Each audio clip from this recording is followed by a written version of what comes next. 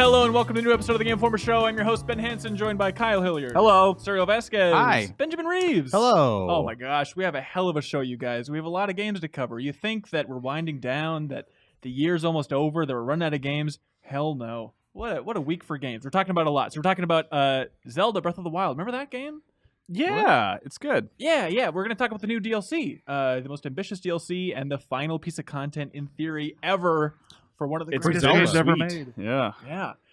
That's right, for the entire Zelda series. After that, we're talking about PUBG again. Wait a minute. I'm sensing a theme of traveling back to like spring, but talking about PUBG because it finally came to Xbox and there's a new map and stuff. We're going to talk all about that, how the port is and all that.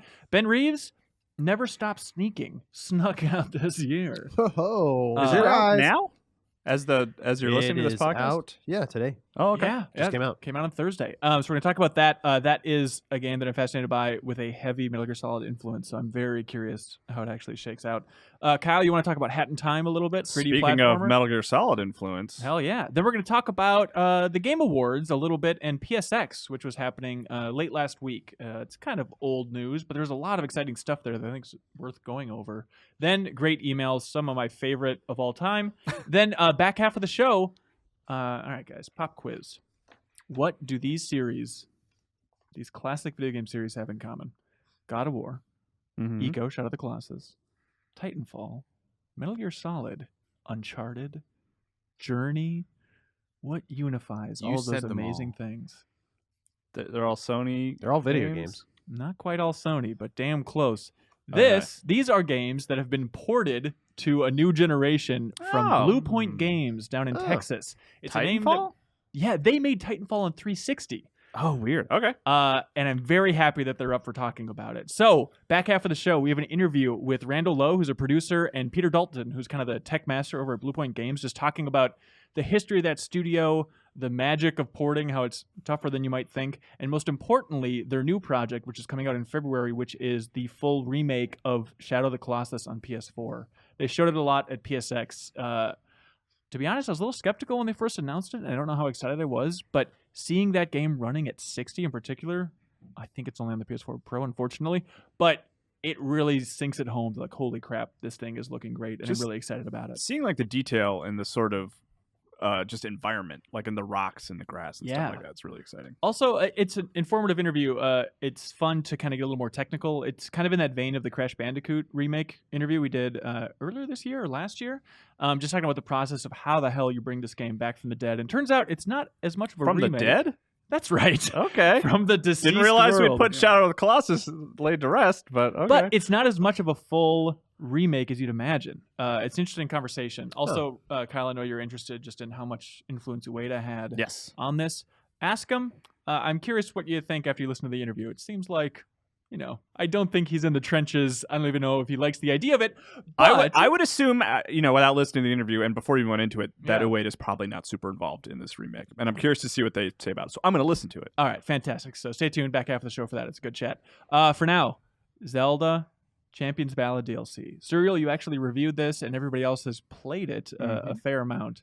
This is the big story-based DLC they've been teasing with a new dungeon, all this new stuff, and it seems like all that anybody's talking about is Link as a motorcycle. Well, I mean, can you blame us? I mean, it was prominently featured in the trailer, and it's basically the thing you're working toward for most of that DLC. It's one of those things where I wish I hadn't seen that in the trailer and hadn't had that spoiled for me, but at the same time, it's really cool. And now that I know it's there, like, I plan on saving some stuff back to finish the dungeon so I can get that motorcycle and then get some use out actually of it. use it, because I've done all the side quests, so I almost don't have a reason to use the motorcycle. So, Serial, is cool. Anyway. Is the motorcycle the most exciting piece of that puzzle, or is it just kind of overshadowing anything because it's so wacky? I think it is sort of overshadowing a lot of it just because it kind of breaks the game in a way, just because you can get everywhere so fast that the game can't really keep up sometimes, where it'll just, it'll just start loading randomly, which I never experienced otherwise in the middle of a Zelda game. No. But it's definitely a really cool thing that maybe if you had one of your issues with the game was how slow you had to traverse and how little horses kind of were, like how marginal they were. Yeah. This definitely fixes that because you can summon it in most places, not super high up. I know Kyle was interested in doing some 6 stunts with it, and wasn't able to summon it anywhere. But you can't summon in Death Mountain, which is like freaking ridiculous. You cannot drive it into lava. You cannot drive it into lava. Yeah, we tried. We have a 6 stunt video that me, Kyle, and Leo. Do we mention that we did some 6 stunts? Yeah, it was pretty good. The stunts were 6. I recommend watching it. So what do you mentioned that like it makes horses were marginalized to begin with, and now this makes horses even less of a factor. They're basically extinct at this point. They're you can dead. run them over with the motorcycle. Yeah. There's no reason to have it. This patch also included horse armor that lets you summon a horse directly to it, but like 4 out of 5 times I've tried to use it, it has not worked. So really? It's just like the motorcycle. Some places you can't summon it, and it seems even more limited than the motorcycle. Yeah. So why would you ever summon a horse? Because like every time I used a horse, it was for like maybe a minute at most. Because I just saw a thing in the distance, and it's like, well, my horse isn't gonna jump off this cliff with me. So see you later, horse. And I would just glide over to wherever. It seems like they have 2 things that are both of completely different uses of just here's this motorcycle that'll completely make everything else obsolete, and here's a horse that'll, I guess, is useful sometimes. Kyle, what do you make of the fact that I think it was GDC at one of those postmortems talking about Breath of the Wild, they were showing early concept art, and one of the early pieces of concept art was goofy ass 90s morning cartoon Link on a motorcycle, and they used it as like a punchline. Yeah. And now they end up putting it in the game. I love that it's there. It's like I know we're really harping on this motorcycle thing, but I mean, like, there's a motorcycle in Zelda. It's crazy. I mean, it's insane. It fits aesthetically, but it also just does not fit at all. Like, I'm gonna go more towards the latter. Well, I mean, I'm saying the design of it looks like it fits in that universe, but it even revs like a motorcycle. You got to feed it like bananas and apples to make it run. You can feed it whatever, like the DeLorean. You just throw whatever in it, and it fills it up depending on. But now that it's in there, the next Zelda is going to have something like that, right? Like some kind of motorcycle or some kind of craft. They just call it the Epona, and like it's on the cover, and it's just him and with a little sidecar, and Zelda's in it. God, I can only hope. The rest of the stuff outside of the motorcycle, like the actual package here, are you impressed by it? What's the overall read? I think it's a pretty good sort of like closer to like that game. I think it acts as sort of a good way to revisit a lot of the stuff you may have missed. So a lot of those. So it's basically like it's 16 new shrines, I think, overall. And the first 4, it's this sort of survival trial similar to what they did with Trials of the Sword, where you get a thing called the One-Hit Obliterator.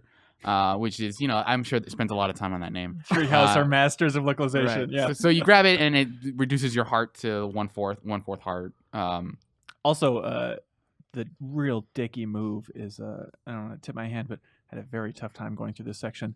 And eventually I was like, wait a minute, can I just fill my hearts back up? And they let you eat stuff. So I ate like my heartiest meal, got all those yellow hearts, and then I was like, here we go, baby. And they let you eat it, but then when you get back in the world, the hearts just that's the first thing I tried too, because like you get the One-Hit Obliterator, and even my first reaction was like, I didn't sign up for this. Like, I don't want to take this job. And I immediately ate like a heart fill, and it just it goes up, then it goes right back down. And you lose that meal, which exactly. Yeah. So those early trials, I think. I was a little conflicted because they feel like they capitalize on that of just like, here's a trial where you can't make any mistakes. And one of them I thought was pretty cool. Like there's this sort of obstacle course where you have to sort of, I'm not going to spoil the solutions, but it's basically like, it's less puzzly and more like, can you do this sort of trial? And I thought that one was cool. But the rest of them, I just feel like here are some normal puzzly things where if you just happen to make some random mistake, like there's one where you grab, you basically use magnetism to like grab certain objects with a bowl. And that one felt like, okay, this is interesting enough of a concept of its own, but just the idea of like, if some physics thing happens and I end up getting hurt, I just have to start over. That felt like a little frustrating. It's all just so soft and mushy, which I think is a thrilling part of Breath of the Wild overall. But yeah, it seems like their higher end shrine design in these, it just leans into that in a weird way. Or there's like one where it's like a sea of spikes on the ground, and you have to have platforms in, like, they're constantly undulating, so if you try and jump and it just syncs up in a weird way, like when you get like nullified on a trampoline, suddenly it's just like, okay, now I didn't make that jump, and then I fall into the pits, and then I have to start all the way over because there's no checkpoints in these shrines. Yeah. I found those a little more annoying. Where the one you mentioned, Surya, with the bowl and then like grabbing those, I actually kind of like that one. So maybe it was like kind of a weird, like, everybody has their own opinion. Yeah. But I think that added challenge of like, I have not only one heart, I have like a quarter of a heart. Yeah, so it's like there's no way I can do anything. Have you guys had a tough time with this? I played it on a plane for like All told, probably 4 hours. I didn't finish those. It was insanely hard. Did you do the Trial of the Sword? No, because that's way harder. Well, I'm sure, but still, like, I think maybe getting through that maybe like helped me, like, because like I actually really liked the combat building up to all those dungeons because it made it way more intense, and it was also the checkpoints were nice enough where it wasn't like a total wash if you die. Because in the Trial of the Sword, you can lose like 4 hours of progress like that. I know, but saying it's less hard than a super hard thing, I think like this DLC is hard. It is hard, but I definitely agree with you guys with the shrines being like unnecessarily frustrating. But the combat I liked because it ramped up the intensity in a significant way, and it's really satisfying to hit a white bokoblin with that one hit obliterator when it usually takes like a good 10 minutes to take those. But I'd argue it's less satisfying when you're in the woods trying to take out all these guys and you're down to one, and then just a swarm of bats hit you from the back. Yeah, well, then you got to use your electricity arrows. What are you doing? I was gonna say use arrows. Just use arrows on all those. Like I took out a ton of dudes with just like explosive arrows and bombs and stuff. And like, I used the obliterator on the big guys, but arrows helped save my life. Okay, I'm not having a good time with this DLC just because I'm not into fetch quests and the super hard combat of Breath of the Wild. Like that's just not appealing. So have you gotten past the one hit? I haven't. It's so hard. Okay, once you pass that, you'll be in good shape. Well, that's what I want to know. Like, what is so after you do that one trial, it opens up a little bit more and basically gives you sort of a miniature version of the game's main quest, where it's here are 4 little locations around marked on your map, and you go there, and they give you sort of these 3 photos of like, here's where the thing is, figure out where it is, and sometimes when you get there, you'll have a challenge where it's like they'll tell you like, oh, they'll sort of throw you riddles of like, do this, and then you might do this. So you'll have to figure out like, what are they talking about? Golems on the set over here. And so you'll have to figure out some puzzle to get the shrine to come out. And then those aren't like one hit. The obliterator's gone by that point. So you're just free to like explore and figure that stuff out. And I think that was maybe my favorite part of the DLC. It's just like that sort of like do-it-yourself exploration where it's like like most other games would just say, here's the marker, go here, get like those just basically indicate every part of the quest. Yeah. And I like that in Zelda, it's a theme of that entire game of just you sort of have to figure out more of yourself, so it feels more satisfying when you finally get to But it's still in the same vein as the memories system, right? No, you actually instead of looking at like a landscape photo, you're actually looking at a map, so you can just kind of line up the spot on the map. So it's like it's zoomed in enough to where it's like, okay, well, I see a river of red, so that's lava, and there's a blue river, so it's like I need to look on my map for a place where those two intersect. See, that's not fun exploration for me. Like the fun exploration of Zelda is going wherever you want and just seeing what's around the next hill, not like this fine tune of like, okay, this might line up with this area there. Let me scour the map again and again and again. I will say that's probably my least favorite part of it too, is like hunting on the map to like, where is my next location outside like that. However, I will say, even though that wasn't my favorite part, that's like a small part of what this DLC is. Okay. Like, because then you're going on an adventure and you're doing things like, sliding down a mountain on your shield, or you're fighting different enemies. Like, they're kind of like having you engage with the world again in areas that you might not have gone to. Because there were several moments where I was like on these quests and I was like, I don't remember this part of the world. Like, well, and then I was like, did they add stuff to the world? It's like, no. Like, this is just the world. It's so big that I didn't encounter this stuff, even though I spent 100 hours with the game already. I think that's a cool thing too, is like making you go back to the Great Plateau, where it's like I feel like I had scoured that place pretty well, but even going up for those shrines, like I don't remember this location at all. You forget how big and interesting that game world is. Yeah. But the dungeon itself, without spoiling things, or the story, or like the dungeon overall, is it on par? Is it better than the other dungeons? I mean, that was sort of one of my sticking points with Zelda, was that like the dungeons didn't feel super satisfying just because they were so short. And this one I feel like is even within those dungeons not my favorite one, just because it feels like it is more about these closed off puzzles instead of like one interlocking thing where it's like, oh, now that you've done this, now you can go in here and you have to go back and forth. All the puzzles in this one are more isolated, and they all play with different concepts, but it felt like here's the first puzzle of a thing that we might iterate on, and then they don't iterate. It's just like they just do one little trick and then you're done with the dungeon. And it also kind of like you fight all the bosses again. which is kind of frustrating because they don't necessarily like they change your loadout basically, so you have like limited swords or whatever, and that kind of like reinforced the idea that I don't like the bosses in Zelda. That lightning boss. Yeah, because like it feels still hard. It turns out. I think I would have preferred sort of the more puzzly approach of like, oh, you have to throw like in Wind Waker, you have to throw the grappling hook on the top of the arena, and then go from there. And then, but here it feels like you don't have to figure out the puzzly stuff. You just, if you're good enough with the sword play and you have enough tricks up your sleeve, like the Orbosa's lightning thing is a thing I have used a lot. It feels like you can brute force those bosses in ways that don't feel satisfying, and so having to do all those bosses again was kind of like was a bummer. But overall, I mean, are we happy with Zelda's DLC? Impressed? Underwhelmed? Yeah, like the shrines themselves, I think is a good. Yeah. Underwhelmed? Yeah. I and it could have been part of my expectation going into it that I wanted like new They also promised new story, which we haven't really gone into much, but I found the story elements to be unsatisfying. It didn't add to the story. It just kind of like reinforced like the character of the champions. Like you got a little bit more insight into them, but they're not like characters that I was particularly like, oh, I want to know more about that eagle guy, Don't play dumb. You know that effort. Well, I don't know. It's confusing because there's like two eagles. There's the one in the present and there's the one in the past. And so this one's is Rivali, right? Is the one. Yeah. So Rivali's like so it is ready. I was kind of underwhelmed by the story. I liked having a lot of new shrines. That was really cool. And and the dungeon boss I actually really liked a lot, especially having played like the whole game and done every shrine in the game. I thought it was a very cool surprise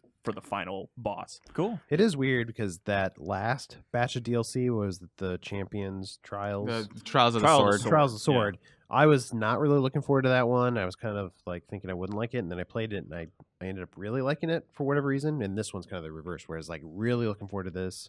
And I was slightly overwhelmed. It's still fun. I'm still glad I had it. Yeah, it's and more Zelda. If you liked Zelda and you did not get enough Zelda, you should definitely play this. So don't take it that way. But it's just like maybe I was building up too much in my head because like Zelda's my favorite game this year and all that. I think I enjoyed it more than you two just because I feel like I had more stuff in the world to do. So like that reminder of like here's a new area you haven't seen before. Like doing some of that stuff and just getting distracted, I think is sort of a big motivator as to why they split it up. And I like the idea of having a focus quest because, I mean, the alternative was to just put 16 new shrines in the world and not tell you where they are so you can go out and find them. So I think it's a good midpoint and like just doing that stuff, those activities and figuring out how to get them to the shrines to come out, I thought was pretty fun. Yeah. Well, there we go. Hey, Ben Reeves, I want to talk about Never Stop Sneaking. This game, I saw the trailer, and it's awesome to see an indie game. This is from the creator of Dust and Elysian Tale, right? Mm-hmm. If you remember that game from a couple years back. And I love seeing a game that instead of being inspired by 8-bit, 16-bit, not being, I didn't have those consoles growing up, and so I don't have much nostalgia for it. But instead, it's nostalgic, at least as far as I can tell, for like PS1 era janky polygonal figures and faces, right. In particular, Metal Gear Solid 1. Yeah, it's definitely like everything from the sound effects, like you're typing away on a computer, or like even selecting like bits on a menu. It like has that like it's not 1-to-1 the Metal Gear mission select thing, but it's like very, very close, like as close as you can get without being sued. I think. Is there a gunshot to start? I don't remember that, but there's other sound effects where you're like that's very definitely important. a Metal Gear sound, and like it's stupid in a way and slapstickable. And the game is stupid. But the whole game starts out with like a very Metal Gear like shot of like a ship flying in the air, and then there's a colonel looking dude, and like his coffee cup flies out of the plane, so he dives headfirst out of this plane without a parachute. Anyway, so it's very like silly in that sense. Okay, so that's all I know is that I'm excited about this game because it's like a big homage to Metal Gear Solid 1, but I don't know if that's just the trailer. Like, what is the actual game, and is it fun? Yeah, it's very stealth-based, like Metal Gear, in terms of like you're running through a covert operative secretive base. Okay. If that makes sense. Sure. But you're trying to avoid all the vision cones from the enemies. So it's very Metal Gear Solid, but the gameplay doesn't get any more complex than that. It's all automated. What? So you want to like sneak up behind a dude, and then he'll immediately take out that guy with like his blade. So it's just kind of vision cone dodging the game? It's basically vision cone dodging, yeah. And then you can walk up to computers and hack them, but that's all automated too. So you just walk up to it, and it'll like take 2 seconds, and you unlock the computer, and you get this thing called ESP. Is their like currency for the game, and you use that to unlock other things at your base. But the You unlock gameplay is it psychic powers or? Yeah, basically.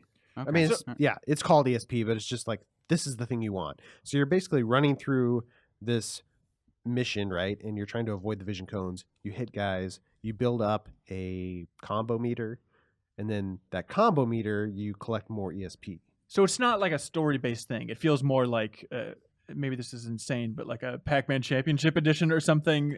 In fact, it feels incredibly arcadey. That's Okay, kind of my thing. It's like feels more like an arcade game than really a stealth game in that sense, because you're really just moving this thing across this map, avoiding things, taking out enemies. You want to take out the enemies to build up your combo. Yeah. And then you want to like hack computers when your combo's high to get more. So you ESP. can you shoot guns at all? Like, do you ever? So if you get caught really in likes a vision shooting guns. cone, you will take an enemy out automatically. It's automatic. Oh, if you have bullets. ammo. So Okay. like you have a certain amount of ammo, and then if you So it's like a free pass. yeah, if you don't have Okay. a bullet, then you get hit. Gotcha. Okay. So it's that kind of a thing where you have these, and then it's the same way with like gas. You can like drop a smoke grenade, but that's all automatic. So a smoke grenade will mask your. Okay, your so what if you area. have a smoke grenade and a bullet? It'll use the bullet first. It's Okay. all, but again, it's all automated. So you Okay. don't like choose to use the bullet or not. You either have it or you don't have it. Okay. So yeah, and it feels like the levels are all sort of procedurally generated. Is this And a you're Breeze, like- we're really sliding downhill. You know what? That's exactly how I felt when I was playing this game. I was like, oh, all right, this actually looks kind of cool. I started it up. I was kind of excited. I was like, all right, I'm a huge fan of Metal Gear. I love the original Metal Gear on PS1 especially. It's still one of my favorite Metal Gears. And I started this game up. I'm like, okay, this is kind of fun, like, arcadey kind of game. But then you keep playing, and the game doesn't really evolve. Yeah. And just kind of like repeated. The environments don't seem to change that much. It's a solid arcade style game, but that's really all it is. What system is this on? It's on Switch right now. Switch exclusive? For now, yeah, I haven't looked into it. So is but I it think like it's just Switch? a story-based game, or is it something where it's like, is it a roguelike basically? There are roguelike elements, and there is a story. The story is not very deep. It's very, again, stupid. Like that opening cutscene, I was like kind of charmed by, but then like it doesn't really evolve much past that, and it's very like internet humory. Where the colonel's talking to you, it's like, oh, I lost my toilet paper. All like, your go base find are the toilet belong paper. to us. Yeah, that kind of stuff. It's very easy to unsell me any game by telling me it's procedurally generated. And it's a you roguelike. do I collect don't know. perks, but you lose all those perks when you complete a mission, so you have to recollect those perks. And the perks don't even really change the gameplay that much. It's all like, hey, you have a better chance of finding bullets. That kind of thing. You scored this game, yes? I'm writing the review right now. All I right, haven't totally never mind. settled on a score. But Okay, but it's not terrible, but it's not great either. I'll be damned. All right, maybe to improve things a little bit, Kyle, Hat in Time. 3D platformer was out on Steam earlier this year. Now it's October. coming to, now it's coming to PS4, right? And Xbox One. It came out on December 6th. Okay, awesome. Yeah, it's really good. Which is like high praise in a year that I played Super Mario Odyssey, because like it plays really well. Like it's just a good classic 3D platformer. Yeah, like the thing that I walked, like it's got this really cute style. It kind of recall, like I think even on their Kickstarter, which it was a Kickstarter game, like they reference like GameCube specifically and like Wind Waker, and it kind of has like that sort of cel shaded aesthetic. But the thing, like, the thing that it's not a collectathon, like you're not trying to find 500 gears or whatever. It's just sort of like a bunch of standalone levels that will take place in the same area. And it plays really well. Like that was the thing that I took away from it, is like you move so fast and you jump so well, and you can like long jump and do kind of all like you can jump and double jump and then dash in the air and then jump again. And like I like never missed a platform I was aiming for it, because it just feels so tight and it's really cool. And then just to go off on Metal Gear Solid, there's one level where you're on a train and you have to like solve a murder mystery, and it's just full of Metal Gear Solid references everywhere. It's like you're playing a platformer where you're dodging vision cones, which is surprisingly fun. Like when you put a stealth game in a game that's not stealth, it's usually a disaster. But because like you can move so fast and jump around, it's a lot of fun. And there's even you walk into one room in the train, and there's like there's like 50 soldiers all like facing a projector, and like the best part of Metal Gear Solid. Yeah, just like so. It's like, do they do the routine where it's like, everyone look right? No, they didn't do anything like that, or at least I didn't stick around long enough to find out. But it's a lot of fun. Like I would really recommend it. If you played Mario Odyssey and you like want another platformer, yeah. Hat in Time, it's great. Did you play ukulele? Sorry. That's exactly where I was going. I played a little bit of ukulele, but I was turned off by the sort of level design, and the controls feel a little sluggish. And so Hat in Time, like based on my brief time with ukulele, like Hat in Time overtakes ukulele Yeah. pretty easily just because it controls so much better. It's a lot more fun to control the girl than it was to control ukulele. I like that idea too that's coming out PS4, Xbox One. So if you don't own a Switch and you missed out on the amazing Mario Odyssey, it's like, hey, here's a pretty good 3D platformer so you can also feel nostalgic this year. Pretty cool. Yeah, I remember there's a moment in the office where we were sitting around your TV, Kyle, and we were like, Hat in Time. What is that? Is that a pun on something? Like, why is that? What is that title? Does it make sense after playing the game? Well, you have like the thing that you're trying to recollect are these like hourglasses that can like pause time. Okay. And then you have a hat. You have a hat that you can change. You can change hats to have different powers.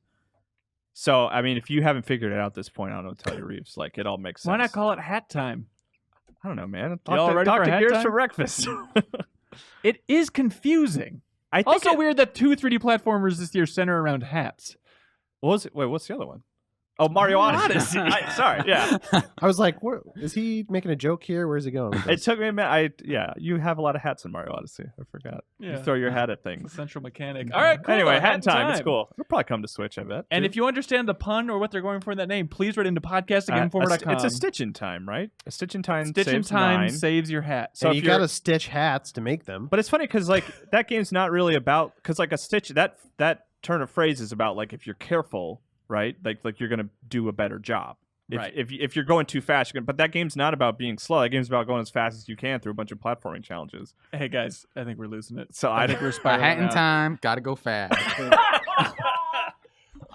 Hey Reeves, I love you, and I want you to come back to talk about everything that's good under the sun. But for now, would you mind giving yourself a high five? Yep. See you guys. All right, Ben Reeves is gone. We have Jeff Marchiafava here. I like that we've been doing the clap like over here. Someone's got to try and sell it. Yeah, in the video version, some people really try and act like something magical. Like I love that commitment. Wait, it's not magic? No, it's magic. It's absolutely magic. Okay, Jeff Marchiafava, I brought you down here because this morning, sitting around the office, it seems like you're the most excited about playing PUBG and Xbox. Yeah.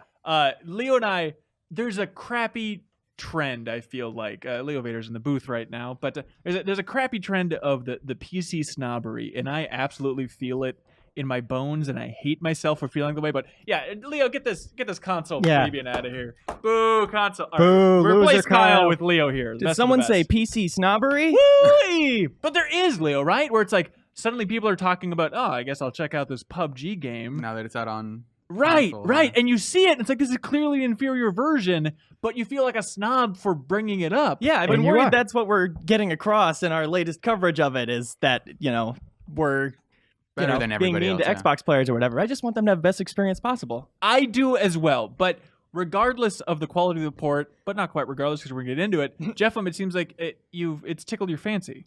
It's tickled my fancy. Yeah. Yeah, His fancy has been tickled. It's, I went into it after having listened to you guys, the PC snobs in the office for like 3 days saying, oh God, it's a garbage port. It's absolutely terrible, whatever. Yeah, headlines were like that too. Yeah. I read on They use that same low some tone other sites. somehow. What it was literally one of the headlines was like, it's a flaming pile of trash or something like that. Yeah. And I went into it, and it is absolutely fine with a few caveats in there. But you also prefer your trash to be flaming piles. Yes. Okay. It has to be on fire, otherwise it's not worth it. The idea of calling this port fine is flabbergasting to me. Like, I played it a little bit last night, and like textures popping in. It's a good indicator of just the quality of this thing, outside of like the crazy low frame rate on an Xbox One X, for Christ's sake, is like even the mini map is like glitching. It can't even make a mini map smooth. When you say texture popping in, are you talking about the plane ride part? That's rough, but even beyond that, it still feels like textures are just all over the place on this thing. I didn't have those problems. But I don't want to be a PC snob.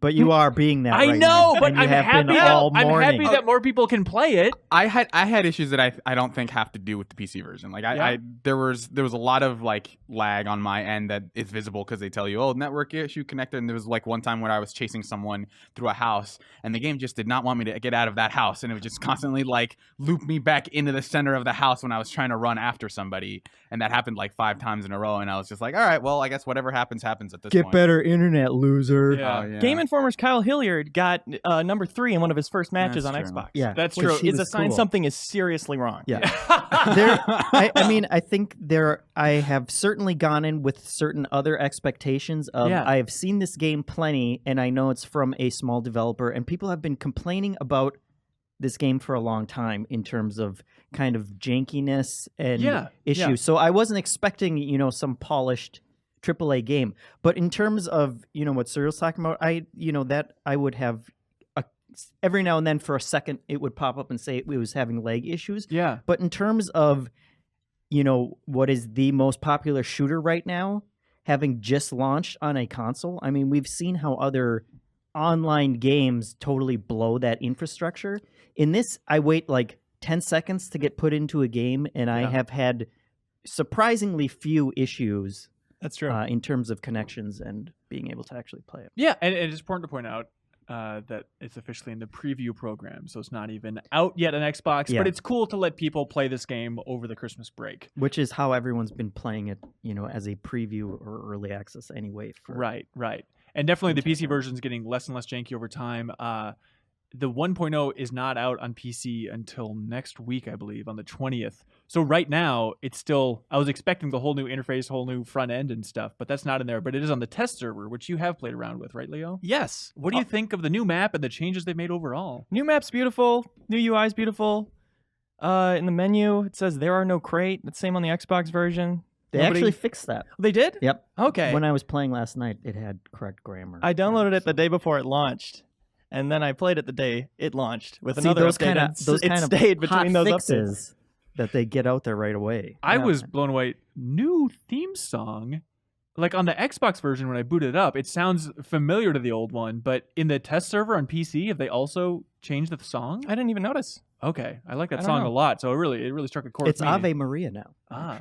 But Yeah. is the version on Xbox then closer in the front end to the test server? Yes, in the front end Okay. for sure. It's kind of Okay. interesting how it's a melding of both of those things. But Yeah. it definitely doesn't have the new map or much of the new features. Vaulting, Yeah. not in there yet. How does that feel? It feels great. Oh man, what a better game it is when you can vault stuff. Wow. What so is wonderful. vaulting? Then? Climbing up on boxes, mantling. It's got a little animation for climbing up on roofs. Can you not? How is that different from what you can do in the Xbox version that I've already? Just the simple fact of like those walls that are everywhere around all these bases that are head height, you can't do anything about, but you can now climb all the way over them. Because I was jumping over fences, and I thought that's what you meant. Oh, sure. Yeah, it was like possible to get around Well, for sure, and but they they're always like- talked about how they had unrealistic, super high jumping because they didn't have vaulting in yet, just to make it But work. there have been like cargo crates where I've like jumped and grabbed and pulled myself up on. Is that different?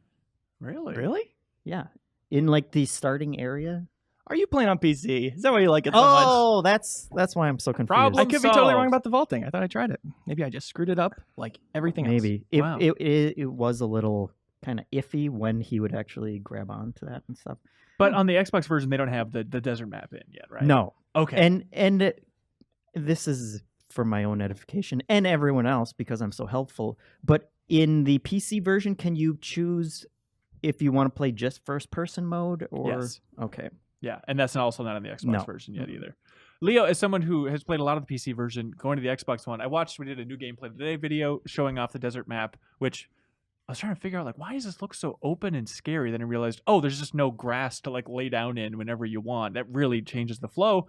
But it was funny watching you react when playing the Xbox version in that video because you're just commenting on how slowly the camera was moving, especially when driving a vehicle. Like, you're so used to just constantly scanning around with the mouse. Right. You can change that sensitivity for sure. That was just the first time I noticed it. Yeah.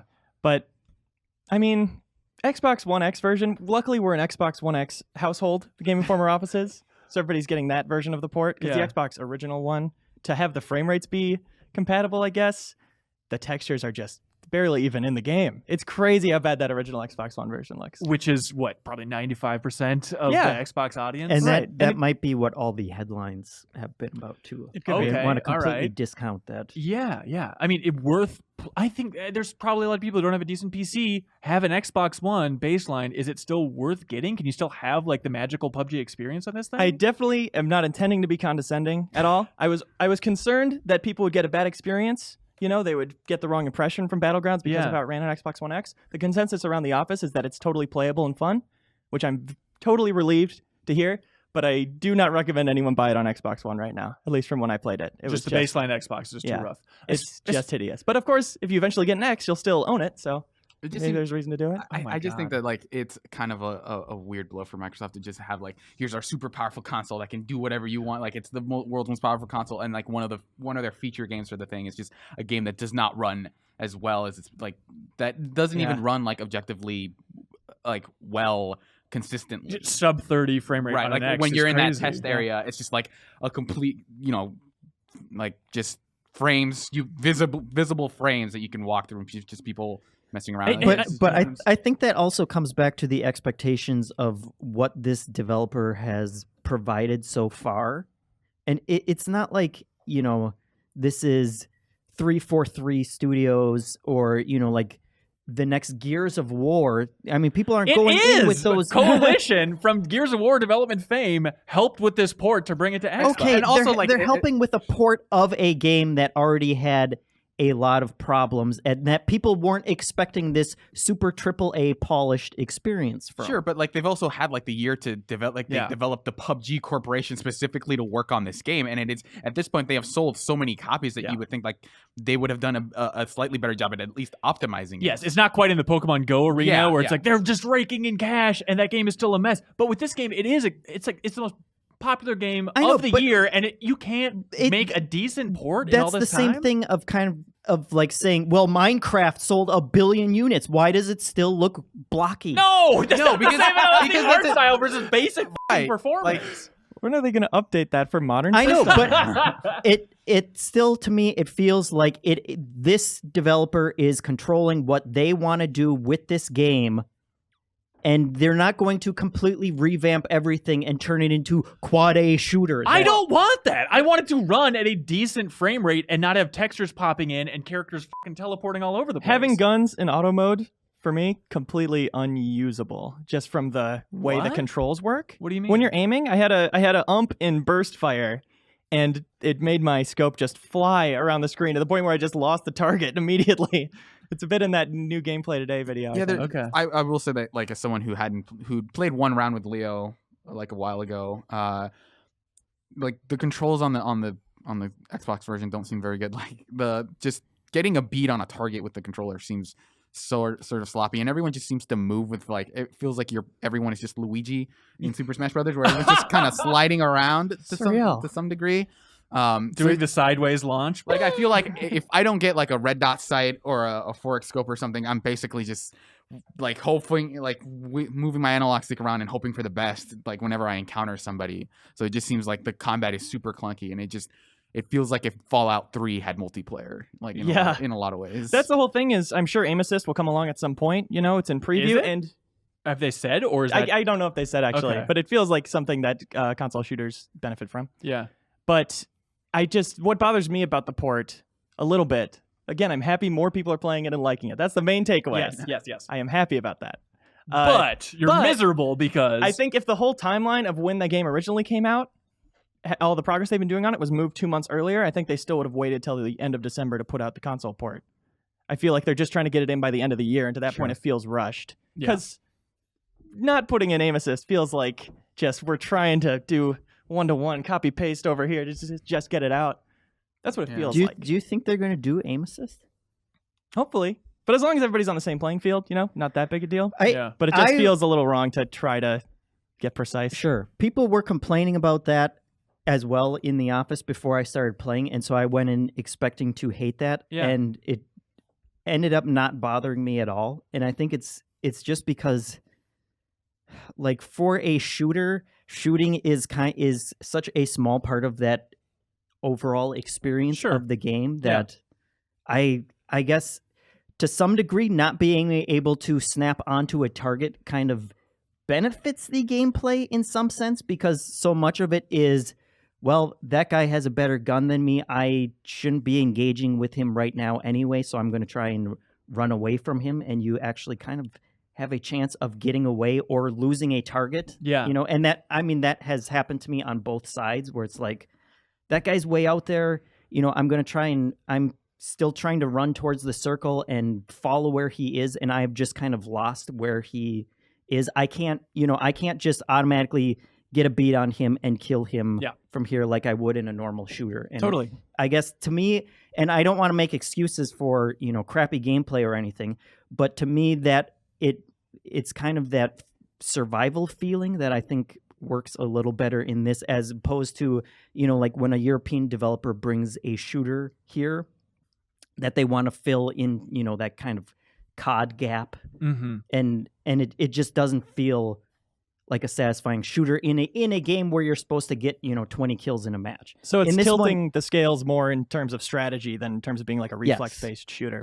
I can see that. I should just tell everything that I want to say to Leo, and then he'll especially jokes. Yeah, there's no doubt about it. I will say, like, I do see some of like the magic of just like you find a med kit and sort of hide in the alcove so like you're under the stairwell and someone comes in, but then you realize like, oh man, I left a bunch of clothes there, and then you have to like go in and like I didn't understand the inventory system, so every time I grabbed something else fell out. So I was like constantly picking things up and slowly moving all of the items back into my alcove so no one would see it, and just pick up the health kit. And like the idea of like waiting out for someone to like, okay, if the door is open, I know that someone's been in there, things like that. But I still kind of find it maybe a little slow paced of just like some matches. It feels like, well, if I dropped in, like a lot of it feels like left up to chance of just, well, I dropped in an area with 4 other people and two of them happened to run by me and punch me at the same time. So I'm just going to like, I guess I'm out this match. But like I do see some of it. I just I don't know if I'm going to stick with it for the long haul. So Leo, I think there's going to be, a wave of people playing this for the first time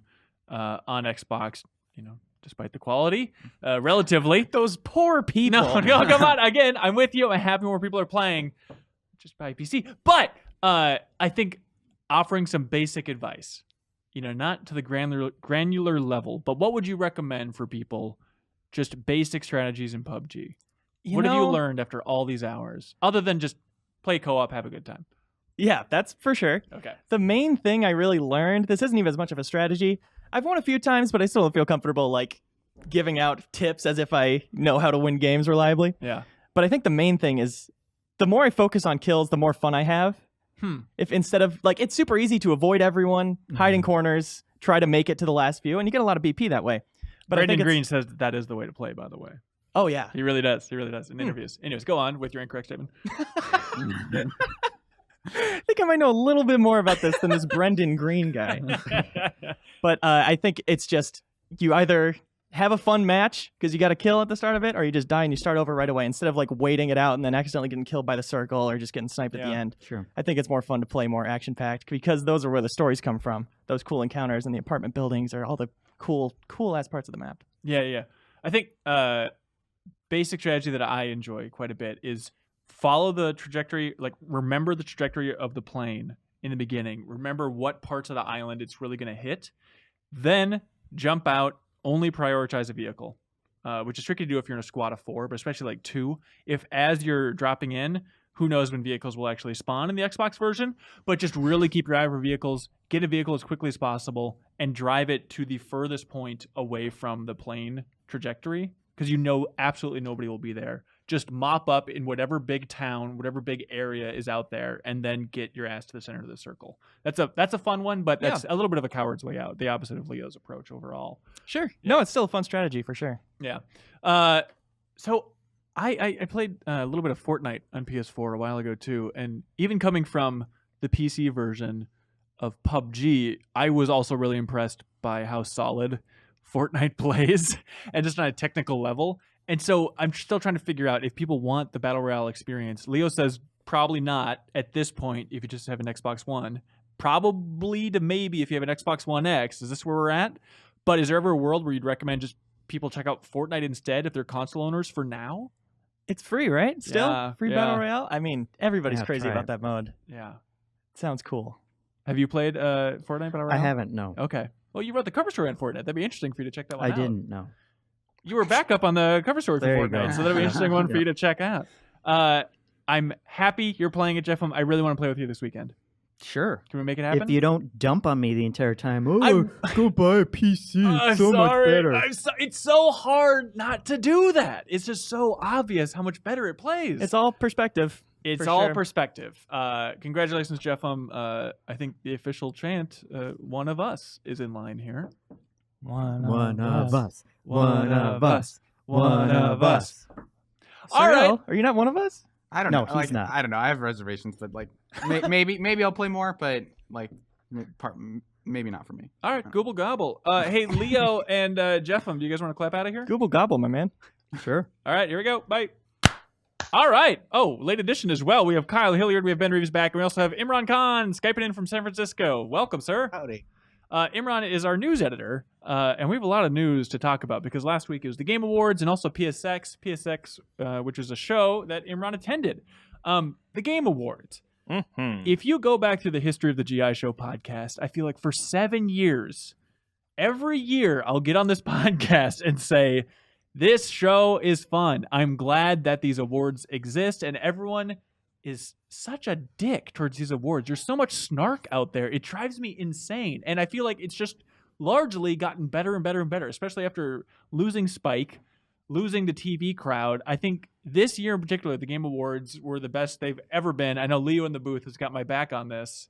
I think it's just fun to make this big cultural event where all gamers can tune in, and I think it tries to be respectful. Yeah, it has to pay the bills with ads, but still, I think they do a really good job. I'm with you, but I think that snarky attitude was earned in the early years, but it has absolutely gotten tremendously better in recent years. Yes. My sure. problem with it isn't any of that. It's just the fact that it's like an award show, but doesn't really focus on the awards. It focuses on announcements. It seems which more feels about like spectacle weird, than which the if actual you're just awards. gonna like have a big announcement show, do that. Like why couch I it think- under this weird thing of like we're giving out awards. I think the fusion works. I think if it was just an awards show, I think people say they would tune in, but no one would tune in. Like, it's cool to see, like, hey, Carol Shaw gets an amazing award. We're going to stand up for Andrew House. It's cool industry insider stuff, but I do think making it that mass appeal by having announcements is great, especially when the announcements are this good. I don't think that it's necessarily about the emphasizing. It's just like you'll see a game like, oh, Horizon Zero Dawn wins for this thing. Also, it won for these other categories. So it's just a lot of like, okay, I guess that happened. Yeah, so especially this year, the awards were really downplayed. Right, like even something like having a split screen of like just having a thing at the bottom that says, hey, by the way, you know, this game won this category, and without just feeling like they're tossing half the categories aside. Yeah. It was cool to see Breath of the Wild take home Best Direction and Game of the Year, and seeing Numa and the director on stage, like, this will motivate us to put another 6 years into the next Zelda. Thank you. Because they weren't going to do that before. No, then they they got got an award. This time the swords will break after one use. Can we get a standing O? Real quick, games that are announced. I really think that the team over there at the Game Awards put together an amazing show. Like all these announcements, right? World War Z game was announced. Vacation Simulator, Job Simulator sequel. Accounting Plus, which is a fun VR experience.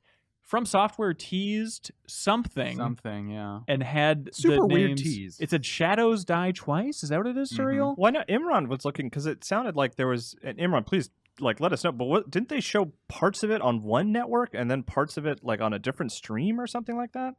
So the way it worked is that every stream besides Mixer, which is owned by Microsoft, showed that teaser, but Microsoft cut away, which is the one thing that makes me very suspicious of what it is. So, in theory, is that leading, lending credence to the Bloodborne 2 theories if Microsoft doesn't want to show it? I'm not sure it'll be Bloodborne 2 specifically, but it does seem like it's Sony related. Yeah. And so, Very just to weird. clarify, Sony did publish Bloodborne, so that's why people think that. Yeah. I mean, odds that this is actually a game called Shadows Die Twice? Is everybody at 0% on that?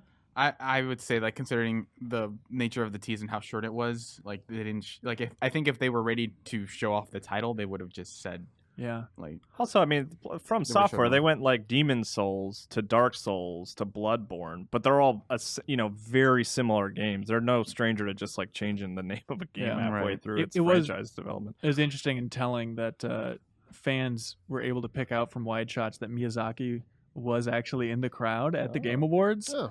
Even though he hates being on camera, as I know from working with him personally. From trying to put a on camera on in a its very face. personal level. he was Yeah. flipping the camera off the entire time. Yeah, saying F the Should Oscars. get one of He was those- trying to take Yoko Taro's helmet. Yeah, off. that's what I was gonna say. Just get one of those Yoko Taro masks. You want to split that in half, Yoko? Also, other announcements. Campo Santo, Firewatch developers announced In the Valley of the Gods. which Nobody's is talking about that. interesting. I think that looks really cool, though. Yeah. Yeah, taking pictures in like 1920s Egypt. Yeah. Interesting setting. Soul Calibur 6 was announced. Imran, you seem like a big Soul Calibur guy. So this one, they showed, like, the trailer was, like, young Mitsurugi and young Sophia. So they're characters from the original Soul Calibur, like they've been in every game, but they showed them in the Soul Calibur 1 form. Yeah. So the game is basically a reboot. Yeah, they said like there was an extended gameplay thing preview that they showed off during their streams where they talked about like we want to take it back to basics. We want to have the speed of Soul Calibur 2 with the overall balance of 5, which we felt like was the most balanced one. So we want to have, but we also want to make sure that people get back into it. So we're gonna have all the classic characters. Well, calling it a reboot. 5 was a good game. It just the roster was really bad because they introduced like kid versions of it, like. They're kids. It was like their Street Fighter 3 where it's just like we're gonna have this game that's actually pretty good, but we're just gonna alienate as many of our actual fans as possible by having all these new characters. Wait a minute. So I mean, calling it a reboot is confusing, isn't it? Just like 6 is a prequel? Is that the easier way to frame this? They're going back in time story-wise. I think. Like, if I recall the ending of 5, there was some time shenanigans, which meant they go back in time. And that was the one with Yoda in it, right? No, that was 4. 5 had Ezio. That's real time. I'm so shenanigans. sorry. Yeah. How confusing, How but dare you? cool. Also, they announced Fortnite, which we talked about just a little bit ago, has like a 50v50 mode now in the Battle Royale, which I haven't tried yet, but that sounds interesting. That's live now, right? Yeah, That's live yeah. now. I'm curious how that plays out. THQ Nordic announced Fade to Silence. They announced Bayonetta 1 and 2 are coming to Switch, and hot damn, announced Bayonetta 3. Reggie himself got on stage and screamed Bayonetta 3. Ran off. That was very surprising to me. I was Yeah. like, what? Yeah, And like cool. the fact there was another, because I didn't think Bayonetta 2 did that well, but I'm surprised that Nintendo's still like backing it. They're still That's like the yeah. second time too. It's just like when we saw Bayonetta 2, it was like, oh, that's a Like, nice surprise. I didn't think alright. the game did that well. Go And then Nintendo, I they guess. do it again. And Yeah. Imran, are you a big Bayonetta guy? I'm a huge Bayonetta fan. It's one of my Really? favorite games. The first one or second one? Both. Wow. Okay. So what do you want from Bayonetta 3 on Switch? I would honestly, because the big problem with Bayonetta 2 was that the scale didn't get high enough. Like, Really? you ended up fighting an enemy that was not as cool as the final boss of Bayonetta 1. So I was hoping they like really push that forward. Like Wonderful 101 had a huge like world-ending scale at the end of the game. So I'm hoping they kind of get closer to that. So wait, are you talking like story scale or like physical size of an enemy scale? Both, because like the final enemy of Bayonetta 1 was like you're fighting a god in space. The final enemy of Bayonetta 2 was like you're kind of fighting a god on a mountain. It's not as cool. Yeah. Bigger It's just a bosses. Wouldn't get out of bed for fighting a god on a mountain. I've seen mountains. I've seen mountains. They announced the Payday developers are making this co-op Left 4 Dead looking game, and it's called GTFO. Mm-hmm. Very I don't cute. love the name, but I thought the game looked good. Yeah. What do you guys think it stands for? Great time fun. Get the French Oh yeah. oranges. Get those friends out. Get those friends out. All right, guys, we're gonna need your help. Let's get those friends out today. Co-op, baby. We're all buddies. The astronauts announced, GTFO calling. We're all buddies. but the astronauts, developers of What Remains of Edith Finch, Vanishing of Ethan Carter, completely different games, but a lot of former people who worked at Epic, worked on Painkiller, stuff like that. Bulletstorm. Thank you. Yes, they are making a game called Witchfire. I'd argue the talk of the show is Death Stranding. Kojima got out on stage. They showed basically a Hideo Kojima short film, 8-minute trailer for Death Stranding. They lifted the curtain, and we all understand exactly what Death Stranding is. Well, now. who else can get on stage and Keeley can just announce, hey, you might want to sit back. This is a long one. And I don't know, maybe it's just because I'm a Kojima fan, but I was just riveted. I don't think loved anybody, if anybody else got on stage and showed an 8-minute, no gameplay trailer, everyone would be like, oh my God, get the friends out, people would say. But I feel like, am I nuts to be so riveted by this? Imran, did you watch this thing? I watched it. My problem is that like I really like Kojima when he has an editor. And it doesn't it seems like this is him like just pure id going wild doing whatever he wants. And I'm not sure that's the kind like Metal Gear Solid 4, Peace Walker, and 5 didn't really do it for me story-wise, but 3 I loved. It's funny because I actually would counter like your argument back at you that I love that it feels like Kojima's just like going crazy, like just full id. Like it's like a student art film or something with this huge budget, and it's fascinating. As long as the id isn't Metal Gear Solid 4 style cutscenes, like that's the only id that I'm worried about is if he's leaning into cutscenes that heavily again. But I feel like he learned his lesson from that, and it's kind of moved on from that overall. Well, it's hard to say because it feels like 5 was like cut short, like. That could have ended up with like longer cutscenes in the end if he'd had more time. But I agree. Yeah, But it'd be everything nice- we've seen from this game is all just cutscenes so far. So That's true. I think the one thing I did like about this latest one, other than it just because it's so weird, like it kind of reminded me of like my feelings for Inside, the game Inside, which I really adore. Like where it's just like, what do you feel like Inside? Kind of mushy, but I felt kind of the same way. I was like, I don't know what this is, but I am totally curious. Like I'm absolutely fascinated by what's happening. It's really creeping me out, and it's just and then there were some like little gameplay things that kind of stood out, like the thing on their shoulders that's like the flashing like robot flower, I guess you could describe it as. Like I'm curious what that means in terms of gameplay, because I don't think that was just like a stylistic thing. It could be like your scanner, like revealing the HUD or something. And I feel like that was the first time that I got even close to a sense of like that this will lead to gameplay. You know, like even just that one little thing was like, oh, okay, I see a video game growing in there now. To say that after the third major trailer. I know, it's crazy. But IGN, Marty over there at IGN, they had a great interview with Kojima. I definitely recommend checking out if you're curious about the gameplay, because Kojima opened up a little bit more. And he even addressed that directly in an interview where Kojima's like, everyone just thinks I'm dicking around and making a bunch of trailers and wasting money and wasting everybody's time. He's like, I just love that he goes out of his way to point this out. And of course I'm doing that. Right. You got that right, brother. No, and he's like, we are working our asses off. We are focusing on gameplay. Like, this game is up and running. Mark Cerny at PSX said, he's like, if you've played 4 to 5 hours of this game, you'll understand that everything in those trailers actually makes sense. And that's what Kojima says as well. And in that IGN interview, he opened up a little bit on how he doesn't want, when you die in this game, to kind of reset. But actually, when you die, it moves forward a little bit like Shadow of War. Okay. Something in that vein, right? Where you die and it moves forward, and you actually enter like this weird limbo state that's first person, where you collect items before moving back to the land of the living, like where time has progressed, like the original Prey, or like original World of Warcraft. You know, it's a corpse run. Yeah, I guess so. I do love the idea of like taking these like long-standing, like it's a video game, just things that we take for granted, and kind of incorporating them into gameplay. Like I feel like BioShock Infinite did that really well with the idea of like, every time you died, we were basically establishing like a new, universe or whatever you want to say. Yeah, like just even having a story conceit for that, I really like. So I like the idea that Kojima is looking at the idea of like death in video games. What does that mean? How is that a factor? It's not just like, oh, try again. It actually, it sounds like it's actually going to be a factor of gameplay and story. Oh, so it's Death Stranding. That's right. So he said in this IGN interview, Kojima says, see if you can make sense of this one.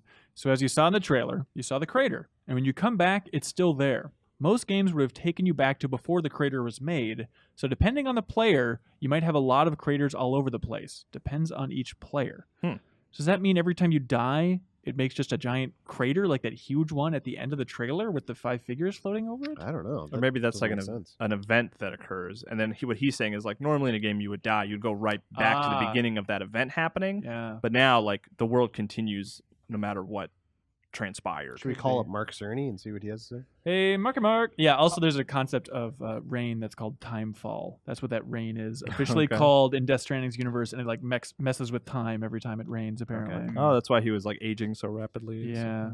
Also, like, if you show a bunch of, cutscene trailers and you're like, why isn't anybody talking about the gameplay? I feel like you're kind of doing it to yourself. Like, we get that there's probably a game there, but like, if you're like, show us something, I guess, like before we can talk about what the game is going to be. Just put a QTE on screen or put something. A HUD on there. Just pretend. Tap X to reveal baby. So everyone was talking about, if you haven't seen this trailer, I'm sorry for you, but you should watch it.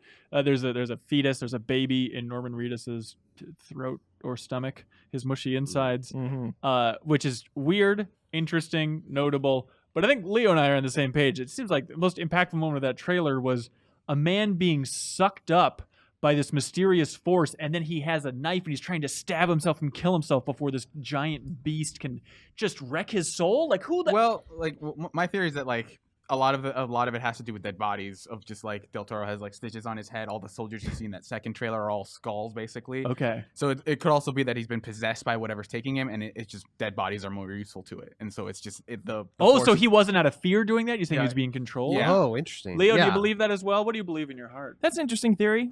The one I read that getting killed by those giants, this is just a theory somebody commented that I thought was cool, that those giants killing you is the only way you don't get to go to that death world and then come back from it. Like that's the only way you really die, and so that's why he's trying to die and get sent to the death world instead of getting pulled up. Cool. And the framework for this trailer is the idea that it seems that they're hinting at like, the the concept of an opposite version of the Big Bang. Like the Big Bang started all of the universe and all life in theory, and some sort of anti-Big Bang. Big Bang has just created this death vortex that's just shifted everything in the universe, which is a cool sci-fi concept. Yeah.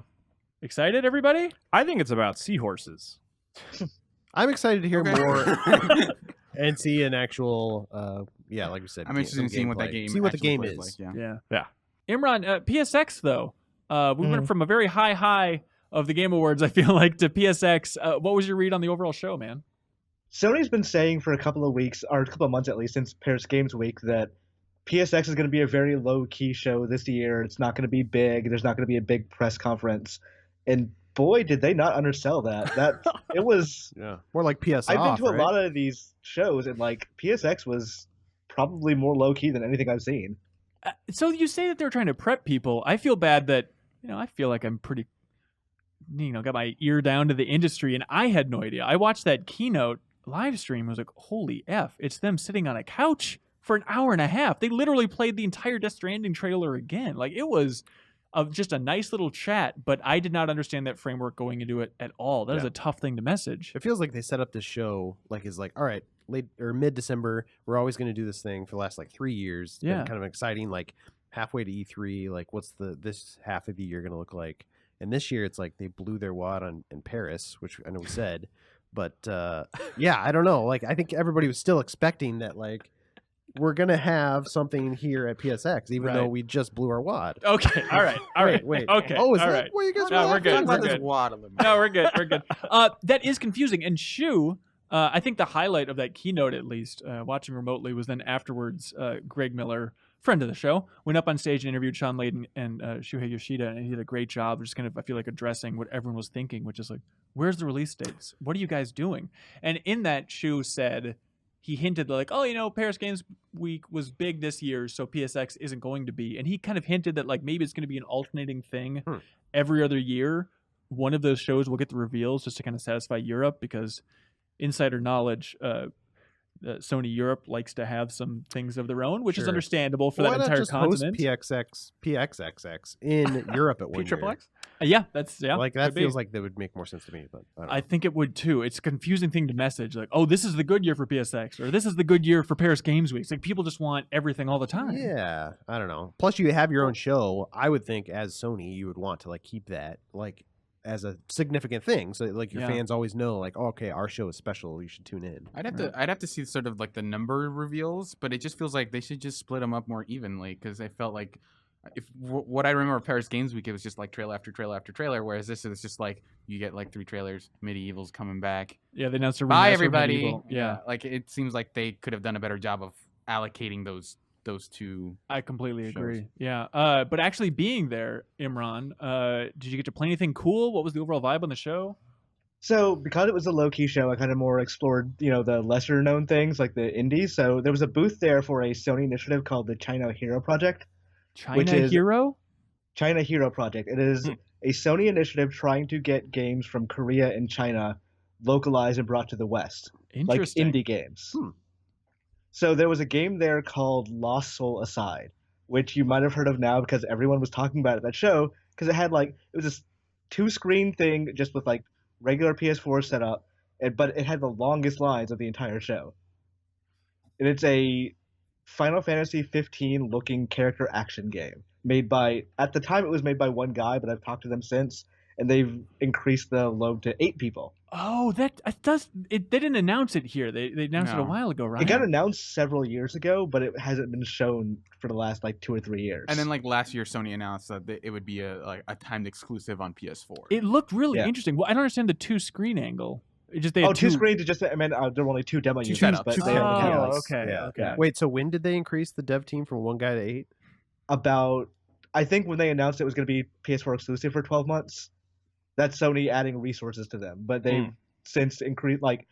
The actual demo was just a small section, so you don't actually get any real sense of gameplay beyond the fighting system. Okay. But it does seem like there's more people on that project now.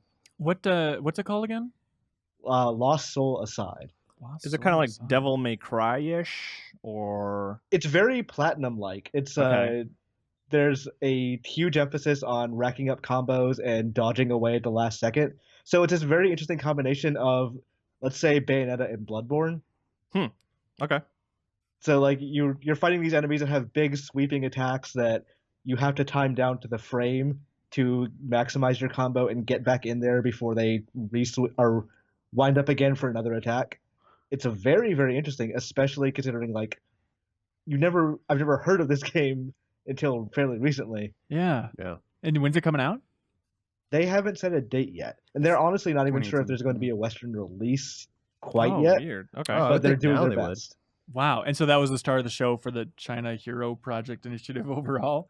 I would say, yeah. Like, honestly, that was the thing that caught me off guard the most. Yeah. It's interesting to see publishers obviously paying more and more attention to China. And what is that name of the MOBA, the Chinese MOBA that's coming to the Switch, the free-to-play Arena one? of Valor. Yeah, where it's like one of the biggest games of all time in China. And it's interesting to see games coming out of China where it's like, oh, no, this is a big deal. You should pay attention to this. Yeah. It's an odd mix and matching.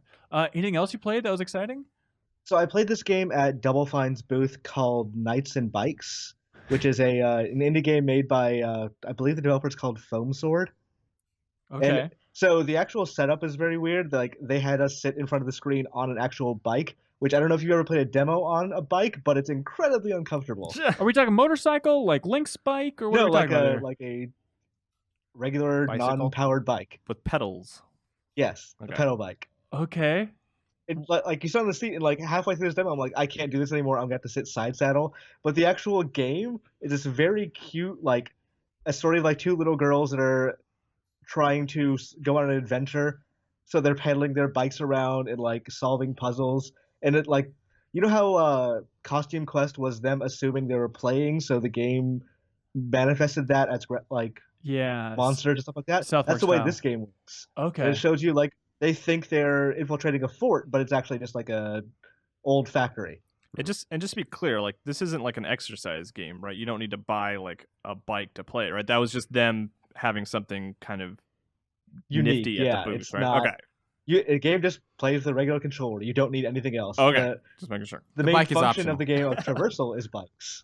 And not just a cute little thing, but that's it. And they're just Double Fine's just publishing this, right? Yeah, the actual developer, they kickstarted the game, I think, in 2014. Okay. And so they've been working on it, and Double Fine picked it up as a publisher. That's sweet. Cool. Cool. What is the third most exciting thing you saw at PSX?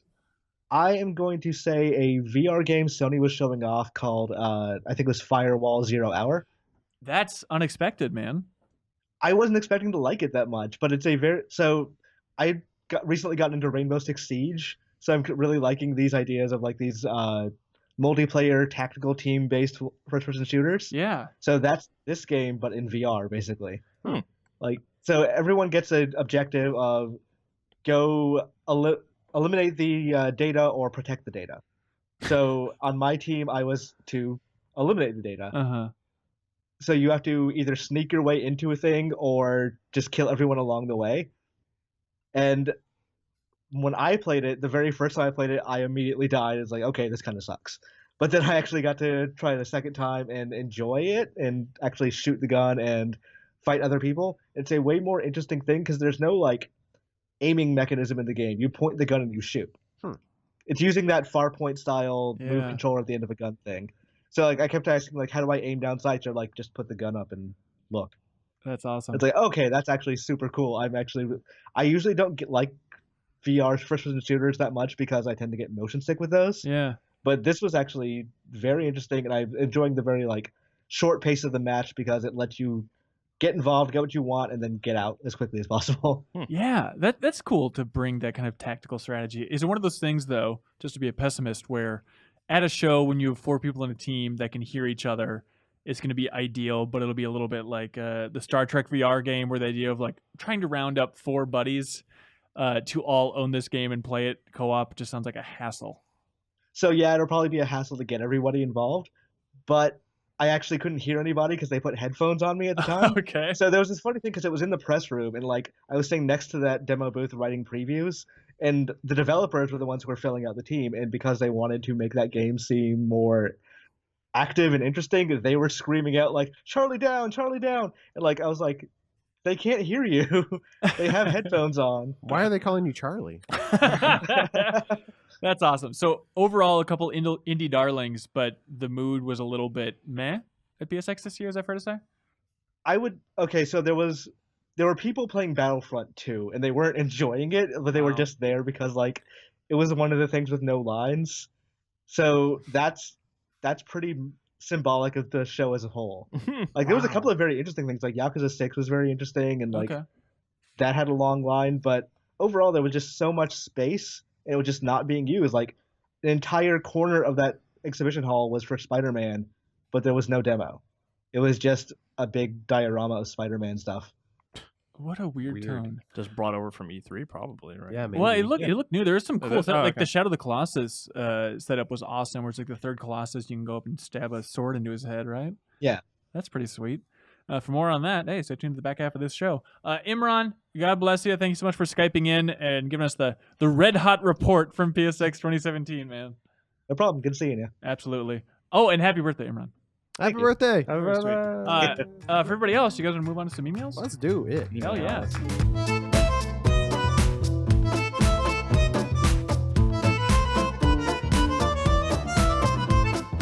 And welcome back to the Game Informer Show. We have some great emails that people send into podcast@gameinformer.com. Hell of a show. Let's keep it rolling. Podcast@gameinformer.com. You can send anything in you want.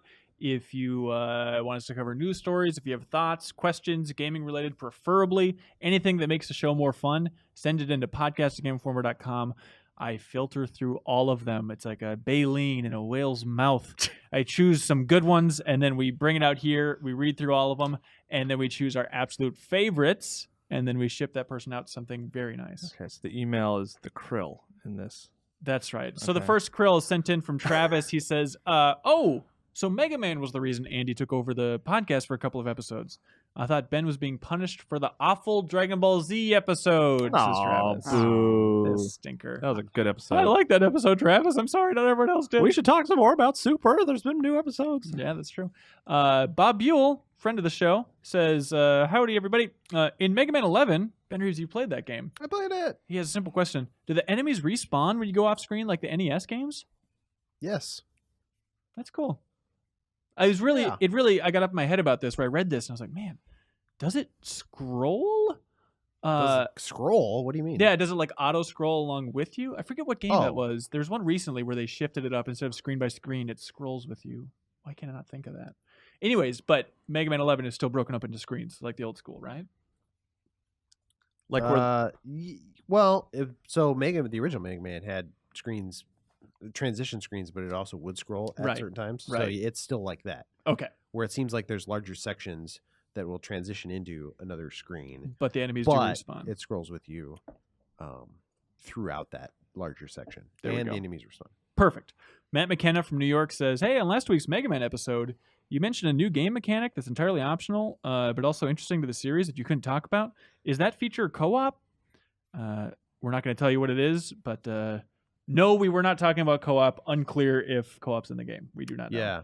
Yeah, we didn't really ask. I think it's just a single-player game. We don't know, though. I mean, I guess we don't actually know. There we go. So, Jonathan Guerrera from Avon Park, Florida. A simple question. Hey, Ben and crew. With the announcement of Mega Man 11, along with the Legacy collections and a Mega Man X collection all coming to Switch next year, got me thinking, will they ever come out with a Mega Man Battle Network collection? Battle Network 3 Blue version was one of my favorite games for the Game Boy Advance. Any Battle Network fans in the office? He wants to know? Anybody? No, I like it. So I played one of them, but yeah, I played the first one and then maybe half the second one, and I feel seem like a real fan. Well, I feel like it's not fair because I really, really loved that first Battle Network in particular. But then they made a gazillion more of them, especially if you include Star Force. It's just absurd how many in that vein.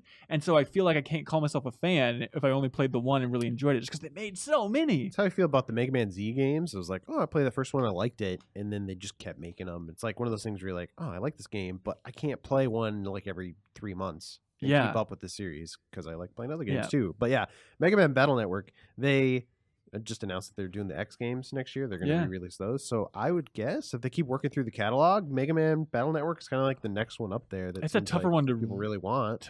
Well, some of them are on Virtual Console on Wii U. And is that right? 3DS. I don't know. I'm not positive about 3DS, but I'm fairly certain you can play at least the first 2 on Wii U. I think. I imagine they'll have to work through the Street Fighter collection before they get to the Mega Man stuff. Yeah, they did announce that. That's kind of exciting. A bunch of Street Fighter games bundled together. I went back and watched some gameplay for Mega Man Battle Network recently, and I forgot, first of all, how much I like that game, and then also some of those character designs of like your schoolmates are so ugly in like a charming way, not like they're poorly drawn, just like the design is so abstract and funky looking. Some Titus level, like Final Fantasy X kind of characters. Sure, I will say, I think in order of popularity, I think it is Mega Man X, and then I think it's Battle Network. For you? No, just generally speaking. Just in general popularity. Yeah, as opposed to like the Zero or the ZX games on DS or Legends even. Like I think Battle Network like is third probably. Maybe. I would guess. It seems insane as a fan of Legends, but it could be overall, yeah. I think that game has a crazy fan base. Like I remember working at GameStop and having kids come in and would just talk my ear off about Battle Network like for hours. And you'd say, "Talk to the hand, this face ain't listening." I would just nod very politely. I was very nice to the kids.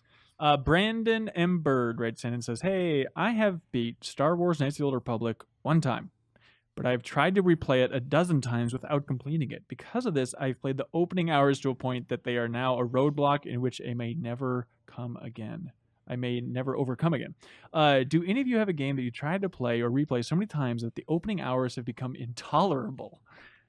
I feel like RPGs are a special breed because everybody thinks they want to replay even the greatest, like Chrono Trigger, and then you just end up going through the fair again and again, and then kind of petering out. In fact, Chrono Trigger was the one I was going to bring up. Oh, really? Like, I know I've told the story before, but it was like I had started playing that, I lost my cartridge, I started playing it again, and borrowed it, and then anyway, lost my mind. So I started that game like a dozen times. Earthbound's another one that I started several times. Yes, and I still to this day have not finished. But Same it's here. like, do I really want to do that whole thing? I gotta talk to my mom. I'm gonna go to the meteor crash site. And it's just like, I don't know. I'm running out of names for my dog. Yeah, it's like, I can't call it the same thing. Final Fantasy VII for me in that regard. Like played it on PlayStation, played it on PSP, played it on Vita. Like I can never get like any further than like the first 3 or 4 hours. Oh yeah. I have played the opening few missions of Destiny 2 6 times this year. Oh my god! Why are you doing that to yourself? Once at E3, once during the beta, and then I have 2 characters on PS4 and 2 characters on PC. So I don't want to do it anymore. And you still can't look at yourself in a mirror. Yeah, I'm a vampire actually. Oh, that explains that. Franz from the Netherlands. Beautiful Franz says, "Hey, Ben and crew, following up the talk about your favorite podcast from a couple weeks ago, what are some of your favorite YouTube channels? For example, some of my personal favorites, Beta64, Gaming Historian, Mark Brown, No Clip, Turbo Button, Cinemassacre. Do you guys have favorite YouTube channels?" Yeah, Mark Brown is probably my favorite. Yeah. Who's Mark Brown? Mark Browner. About this. Game Maker's Toolkit. He does a lot of like really Boss Key. criticisms of just like specific mechanics of just like here's how jumping works in various games, and here like very detailed breakdowns of like what it various game design things, and he's pretty good. I like Nerd Writer. He's pretty good. What is this? He does a video every maybe a couple weeks. He writes about nerd things, like geeky things, but like larger, not always video game stuff. Usually like larger pop culture stuff. Huh. I find them very interesting and entertaining. Captain Crispin's another one. He doesn't release stuff Slow down. as much Captain as I would what? like. Captain Crispin. Captain Crispin. Captain Crunch. Bin. Anyway, another thing. I like those video essay formats, and I wish I knew more like smart, fun, geeky ones that were out there. Like Dunkey. Yeah, perfect. I do like Dunkey. I love Dunkey. I love. He always makes fun. She says I don't know how to pronounce a lot of YouTube names, but he does a thing called Boundary Break where he just goes. Oh yeah, that's really cool. He just like basically has software that lets you move the camera around everywhere, and he'll just say like, here's what's behind the screen of all these Smash Brothers games, and like how detailed are the stages of Smash Brothers games beyond sort of what you see. It's so nerdy. It's such a specific thing, but that's the beautiful part of the internet is just like, the Midgar background for Smash Brothers, how much of that did they actually model out and then bring the camera back there to find out? And he's done crazy stuff. Like I think he's the one with Resident Evil 4 that broke through and found like this texture of someone like looking through a window, and it's like a picture of one of the developers that they just hid back in a place that no one could ever find. It's really cool on that channel. in particular to go look at games that you're like intimately familiar with, that you've played a lot, like, and to see this other layer of it is really like cool. Even with Zelda, like he found out that like all of the water in that game is one in Breath of the Wild in particular, right? In Breath of the Wild was one basic blanket that they just sort of moved up and down depending on where they needed it. Yeah. So like learning that stuff about how games are made is really cool. Yeah, definitely. And then sort of my other big one is fighting game related, but it's Ultra Chen TV. It's basically they just basically do a podcast they do a stream and they archive it on YouTube, but they just talk about like what's going on with fighting games. So. Yeah, in that really nerdy vein, I think Game Explained does an awesome job. Like their Mega Man 11 trailer breakdown in particular, Reeves. It humbles Reeves and I, and we've played the game, but their ability to just go in and just analyze every single frame, majority of the time, very correctly. Yeah, is they're just making stunning. guesses on stuff, but like. Their guesses are pretty good. In Damn some cases. good. I can neither confirm nor deny. Check out Game Explained Mega Man 11 breakdown. Also, I mean, they're the ones that did the crazy Mario Odyssey breakdown of Metro City. Maybe I don't know. One last one. Maybe Did You Know Gaming is always really that's good good too. Yeah. I used to watch a lot of Games Are Dumb for Kids, but I don't know. Yeah, what Seems like the happened? people They who just do kinda that channel gave just up. don't care anymore. Some people just lose enthusiasm at a certain point, just decide to give up in life, I guess. I bet he just got a job or something. Works at Starbucks. Yeah. Starbucks, effing figures, dude. Leo in the booth. We're joking about you, dude. Aw, you got me. You are a big YouTuber, YouTubeman. What are some of your favorite channels? Red Letter Media. They do videos about movies, new ones and old ones. I think they Yeah. make some of the best shows on YouTube. Wow. Internet Comment Etiquette, I think, is very funny. What is this? It's basically this guy who goes around reading YouTube comments and leaving YouTube comments, and they're always super, super long rants under the guise of here's how you should be commenting. That's really funny. Yeah, it's That's really well good. written. That sounds good in premise. And Gold Vision is a video game YouTuber. He's not super well known, but he does amazing. They're not quite essays, but he does this series called GTA Pacifist, where he plays GTA Online and just kind of muses about what life in that world is like. Okay. It's really interesting and super funny. That And sounds great. yeah, it's good. Daniel from Ohio writes in and says, "Hey everybody, are there any specific inputs you hate performing in games? For me, it's pressing in joysticks, especially if that is the only way to run." It's an interesting question. Just specific things that you have to do in games that always feel a little bit gross on a controller. I never thought about that, but yeah, I don't like that either. I think that was like the Witcher Sense. You had to press in on one of the thumbsticks, right? It just feels too light, or just It always Yeah, it feels just clumsy because doesn't it's feel like the good. same thing where you're moving and you have to press a button. So it's like anytime it is anything less than just like bring up a menu in moments where you're at peace or whatever, like anytime you have to do with any sort of timing, it just feels super bad to me. Mine is like rotating wheels by like turning the control stick, especially when you have to do 2 analog stick Not a rotations. fan. I don't mind going back and forth for a QTE, like left and right quickly. Yeah. But rotating, The don't other, do that. the other big one for me is like Guile Super in Street Fighter 2. The one where you have to like do back. You basically have to do like a triangle motion after charging it. It is one of the hardest things I've had to learn. It's such a pain in the ass. Oh, yeah, basically any fighting game input. Oh, okay. Yeah, that's pretty good. Going off Kyle's, the circular thing, realize it's just all of the poop minigame motions in South Park Fractured But Whole are just like this awkward, like analog stick pinching off loafs. It's just, I think with that one, like it was handling sort of poop. intentional, though, right? Like that was the joke, is how ridiculous it is to do QTEs I guess and so. stuff. I guess I also so. don't like pressing the both triggers at the RB and the R and the right trigger. Like I don't if they're on the same side. Yeah, like I don't like doing them both at the same time because I usually just do one finger, so to have to pull out another finger and do both. What a baby! You're gonna love the rest of Nier then, because So that's the game lazy. where you basically have to start pressing all. I think four that's buttons. I think that's where I was like, I don't really like being able. I don't, because you lock on and then you can also Right. press R1 to shoot, right? If you want to do well at the combat in Nier, you have to have basically your fingers on every shoulder button, and it's a pain. Good soundtrack video though. games. Yeah. Ugh. Don't get me started on pressing buttons. Brian Dixon in Yakima, Washington. But he says he's born and raised in Wisconsin. Our neighbor. Don't get us started on Wisconsin. Us Minnesota boys. Hey, can I borrow some milk? Yeah. Or some sugar. Yeah. He says, clearly he's Screw listening. you, Wisconsin. Yeah, what do you think about that? You guys About can't time hear somebody it. took it to that state. He says, hey, Ben, Cheese, right, and guys? the resources. He calls them resources based on your comment, Kyle. What comment? You called us I'm sorry. resources. Oh, Last week's Oh. podcast. because He we says- create content. We're resources that create content. I don't know, something Okay. like that. That sounds right. Cheese. That sounds like a joke I stole from Scott Ackerman. He says, what is your favorite adaptation to a video game or game series from comics, books, movies, television? My answer is The Witcher. Incorrect, actually. The correct answers will be the ones that the four of us relay. Yeah. But simple question, best adaptation? All right, Batman. Yeah, I was going to say, it's got to be like Batman Arkham Asylum. But hang on. As an actual adaptation of Grant Morrison's Arkham Asylum? Oh, the comic book? Yeah. Well, they're so different, though. It's just a...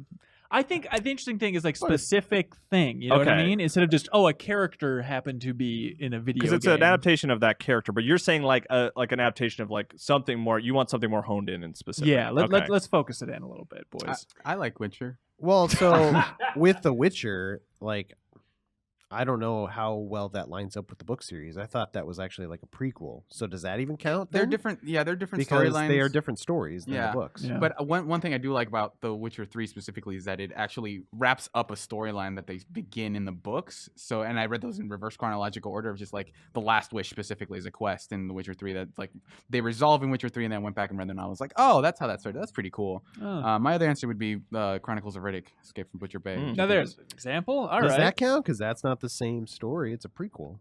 In that case, no, it doesn't. Kyle, you must have one that counts. What about the Pokemon anime as an adaptation of the games? Well, that's in reverse. Hey guys, video games. I'm going to go with Disney's Aladdin. Disney's Aladdin. All right. Wait, but I thought he wanted any adaptation, not even necessarily just a game adaptation. What's your favorite adaptation? Adaptation to a video game. To a video game specifically. Okay. Yes. Yeah. Did I say Batman? What about the time the To Kill a Mockingbird was in the darkness? Does that count? Yes, it does. Spider-Man 2 is a lot of fun. Do you really like Spider-Man 2? I adore Spider-Man 2. I don't think I've ever Spider-Man played that. 2. I'm sure it doesn't hold up, but man, it was awesome. Does it play off of the movie directly? Is it like Doc Ock running around and stuff? Yeah, it's like it's. He does a lot of running around that movie. It follows. You're delivering pizza and stuff too, just like in the movie. What a hoot! Yeah. Macy Gray is in it. She was in the first one, wasn't she? That joke doesn't work. Yeah, Kyle, shut up. Here's a deep cut, and then Kyle, I think you're the only person maybe that'll be on board for this deepest of deep cuts. Okay. Some of Way Forward's finest work is this adaptation of one short that is just an insane amount of fan service. Duck Amuck on the DS. Do you guys know this? I know because you've told me about it a lot. But It's amazing. Okay, so Duck Amuck is considered the greatest Looney Tunes episode short. I don't even know exactly how you'd frame that, but certainly, What's Opera Doc's always considered in that upper league too. But Duck Amuck is up there. It's the one where Daffy is talking to the animator, and the animator's like effing with Daffy Duck throughout the entire experience. It's very fun. Daffy, yeah, with like the pencil and stuff as he's drawing. It's very inappropriate, but it's fun. And then at the end, of course, it reveals that Bugs Bunny is the animator. Look it up on YouTube if you've never seen Duck Amuck. It's still amazing. It's really good. Way Forward adapted only that specific thing into a video game, and you think it would just be, I don't know, Daffy Duck platformer, but it's insane. It's just a series of mini games, but they're all ambiguously triggered. So you open up the game and start playing Duck Amuck, a $40 game on the DS, and it's just Daffy. I assume, I don't know. And it's Daffy Duck just sitting in this like white purgatory, just like, what do you want from me? And it's like, and so then you can start like poking him in the stomach with the stylus, I guess, and then that will trigger like this mini game. Huh. And so you just mess with them in different ways, any creative way you can. That's incredible. And it'll trigger a different mini game. And there's one of them where you trigger the mini game by closing the lid on the DS, and he's like, "Hey, who turned out the lights?" He's like, "I'm trapped in here now." Yeah, and then you have to hit left and right buttons on the DS while it's closed to like navigate this sound-only mini game. It's weird. It's really weird. That sounds way too clever. Like also, that's a prequel actually to Duck Amuck. Oh, you know what? It's Yeah, like the Breath of the Wild of minigame collections. it exactly is that. Wait, by the way, my new answer is the Spider-Man Homecoming PlayStation VR free game that you can download. Yeah. What is that? You play as Spider-Man. You sit on a rooftop and you can Shoot shoot webs and grenades, and then Michael Keaton shows up and it fades to black and it says it's out on Blu-ray. I love it when people tell me what's out on Blu-ray. We were just talking about it. I guess there's like a Justice League VR game. Yeah, I gotta go check that out. It's made less of a splash than the film. Ooh. Hey, Adam Smith. Adam Smith says, "I was curious how embargoes are handled in the office. Not very well." He says, That's not true at all. Adam says, We're just leaking stuff all day, guys. He says, are the people that go on trips for cover stories allowed to talk to everyone else in the office about it? If so, how much? Good question, Adam. Yeah, we're pretty open. Like normally you come back from a cover story trip and people say, hey, how's the game? And then you give a very honest opinion of, a little worried about this. This part was cool. Oh, you'll never believe this story about this developer type of stuff. Mm-hmm. Yeah. Usually when we sign those embargoes, we kind of sign them as Game Informer. Right. So I kind of take it as like, well, anybody who works at Game Informer kind of would, even though they're not signing this. Right. Like but they are privy to that information. You should stop relaying that to other Game Informer editors through Twitter, though. It's like, hey, at Kyle, you'll never believe what I just saw about Mega Man 11. Yeah, also get my Twitter name right, because you're just tweeting at somebody who just named at Kyle. But if they know the embargo, they shouldn't be reading those tweets. Twitter's a private network, right? Yeah.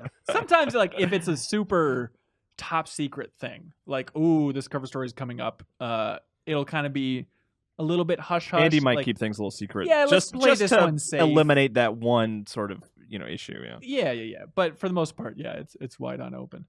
Luke from St. Paul says, hey, everyone, quick question. Simple question. Impossible question. Is it quick, simple, or impossible? You can't have all three. It's impossible. He says, Reese's Puffs cereal or Toto's Africa? Cereal expert, where do you go? There's a right answer to this. Yeah. I like Toto's Africa. Correct. Yes. I'm going to go with that one as well, just because like I never eat Reese's Puff cereal. Yeah, even though it's good. I think you might be in the minority here, Luke. I'm sure it's fine. Yeah, I mean, I would up this. Luke. Toto's Africa versus all peanut butter. The concept of peanut butter. I go Toto's Africa. I would too, actually. No, if you're upping it to peanut butter, I got to go peanut butter. Is that right? Yeah. I think I might go peanut So butter. It's going to take a lot to make you forget You peanut butter. erase Toto's Africa from existence if you choose peanut butter? Is that what? I think Is that so. right? Yeah, Okay. you murder each member of Toto. Ooh. You banish As them children. to the Sahara. Peanut Also, butter's overrated. The rest of the world has it right. wow. Luke says that Hollow Knight is game of the year, so I'll be damned. I like the game a lot. All right, well, we'd like to officially announce it. Huh? Did he play any other games? Yeah, he played Toto's Africa. I think it came out on PS3. Let's see. Tom Awesome from Roseville, Minnesota says, hey, Game Informers. That's a deeper joke that I think we're all giving Thank Hits of you, credit thank for. you, Kyle. Press X to bless the rains. That's really good. What are the odds there will be as many amazing games in 2018 as we saw this year? Zero. Call me out. Please clip out this little audio clip and play it back to us. Send it to us at the end of the year 2018. But there is no way in hell 2018 is going to top 2017 in terms of game releases. Serial, you argue that? I was talking about this with Burton. It's like I came to the realization that beyond Zelda, it felt like there were a lot of like very good games, but no sort of truly outstanding games for me. PUBG came out this year. But, Mario for me Odyssey. personally, Nier Automata. All right, Okay, cool hold on. guy. The Hang thing on, isn't is- Kyle cool now? He said that. I did it. He dropped Yeah. Nier Yeah. Automata. man, everybody. Hell. But like I don't know, it feels like again, my top 10 list was super crowded this year, but it felt there wasn't a game where I pointed to as like I'm super passionate about that. That feels like a game that I've really bonded with in a way. Like none of those games feel like they're as good as like The Witcher or like as personally affecting me as Undertale or like as I'm not as passionate about those games as like I was for Overwatch, with the exception of I think Breath of the Wild. Sounds like you're just not passionate. Whereas about like games. next year, I feel like I'm excited about Red Dead. I'm excited about Monster Hunter, Dragon Ball, and like Bayonetta 3. So like those games feel like more like they're more geared towards me. So, but I totally get that for a lot of other people. It's just like stuff like Horizon, stuff like PUBG. Definitely felt like a lot of genres are firing on all cylinders this year. What I will say is, and I'm the final word, is that I think this year is going to be better than next year will end up being. But I will say at this time last year, I don't think I knew that much of what was coming out next year. Like Yeah. I didn't think 2017 was going to be as good as it was. So I'm just saying, like 2018, the ball's still in your court, buddy. You know, they could still like pull it My out. buddy, 2018. I think Nintendo has the hardest job ahead of them. Oh Just, like, my of topping God. Odyssey and Breath of the Wild. They're just I don't yeah. think they will top themselves. Smash port. Smash 4 and Metroid Prime 4, maybe. I don't think no we're- way. I'm saying, Shut up. I think that's what And we're the What final the word hell? on that. that's what it's Get going to it. take. Reeves, are you going to put up with this? About to Can you imagine? come out swinging. What? You're going to become a swinger? Yeah. Too late. Because he's wearing a Spider-Man sweater, right? He's going to swing through the... Right? Is that where we're going? Yep.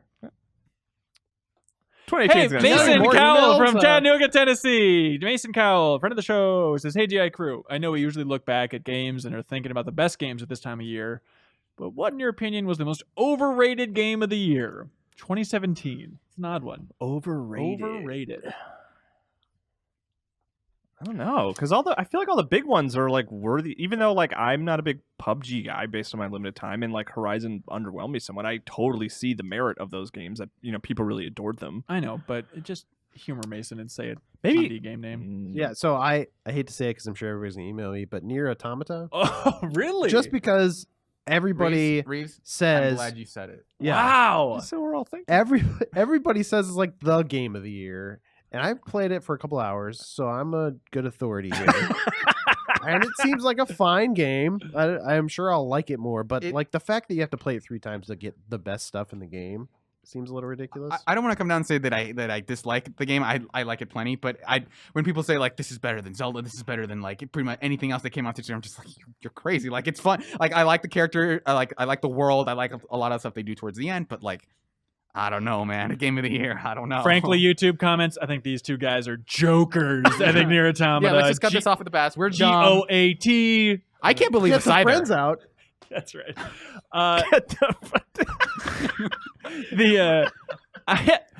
I feel bad saying this because it will probably make my top 10. But I feel like some of the hype surrounding this game, or just like the praise, was a little bit like, let's take it down a notch, people.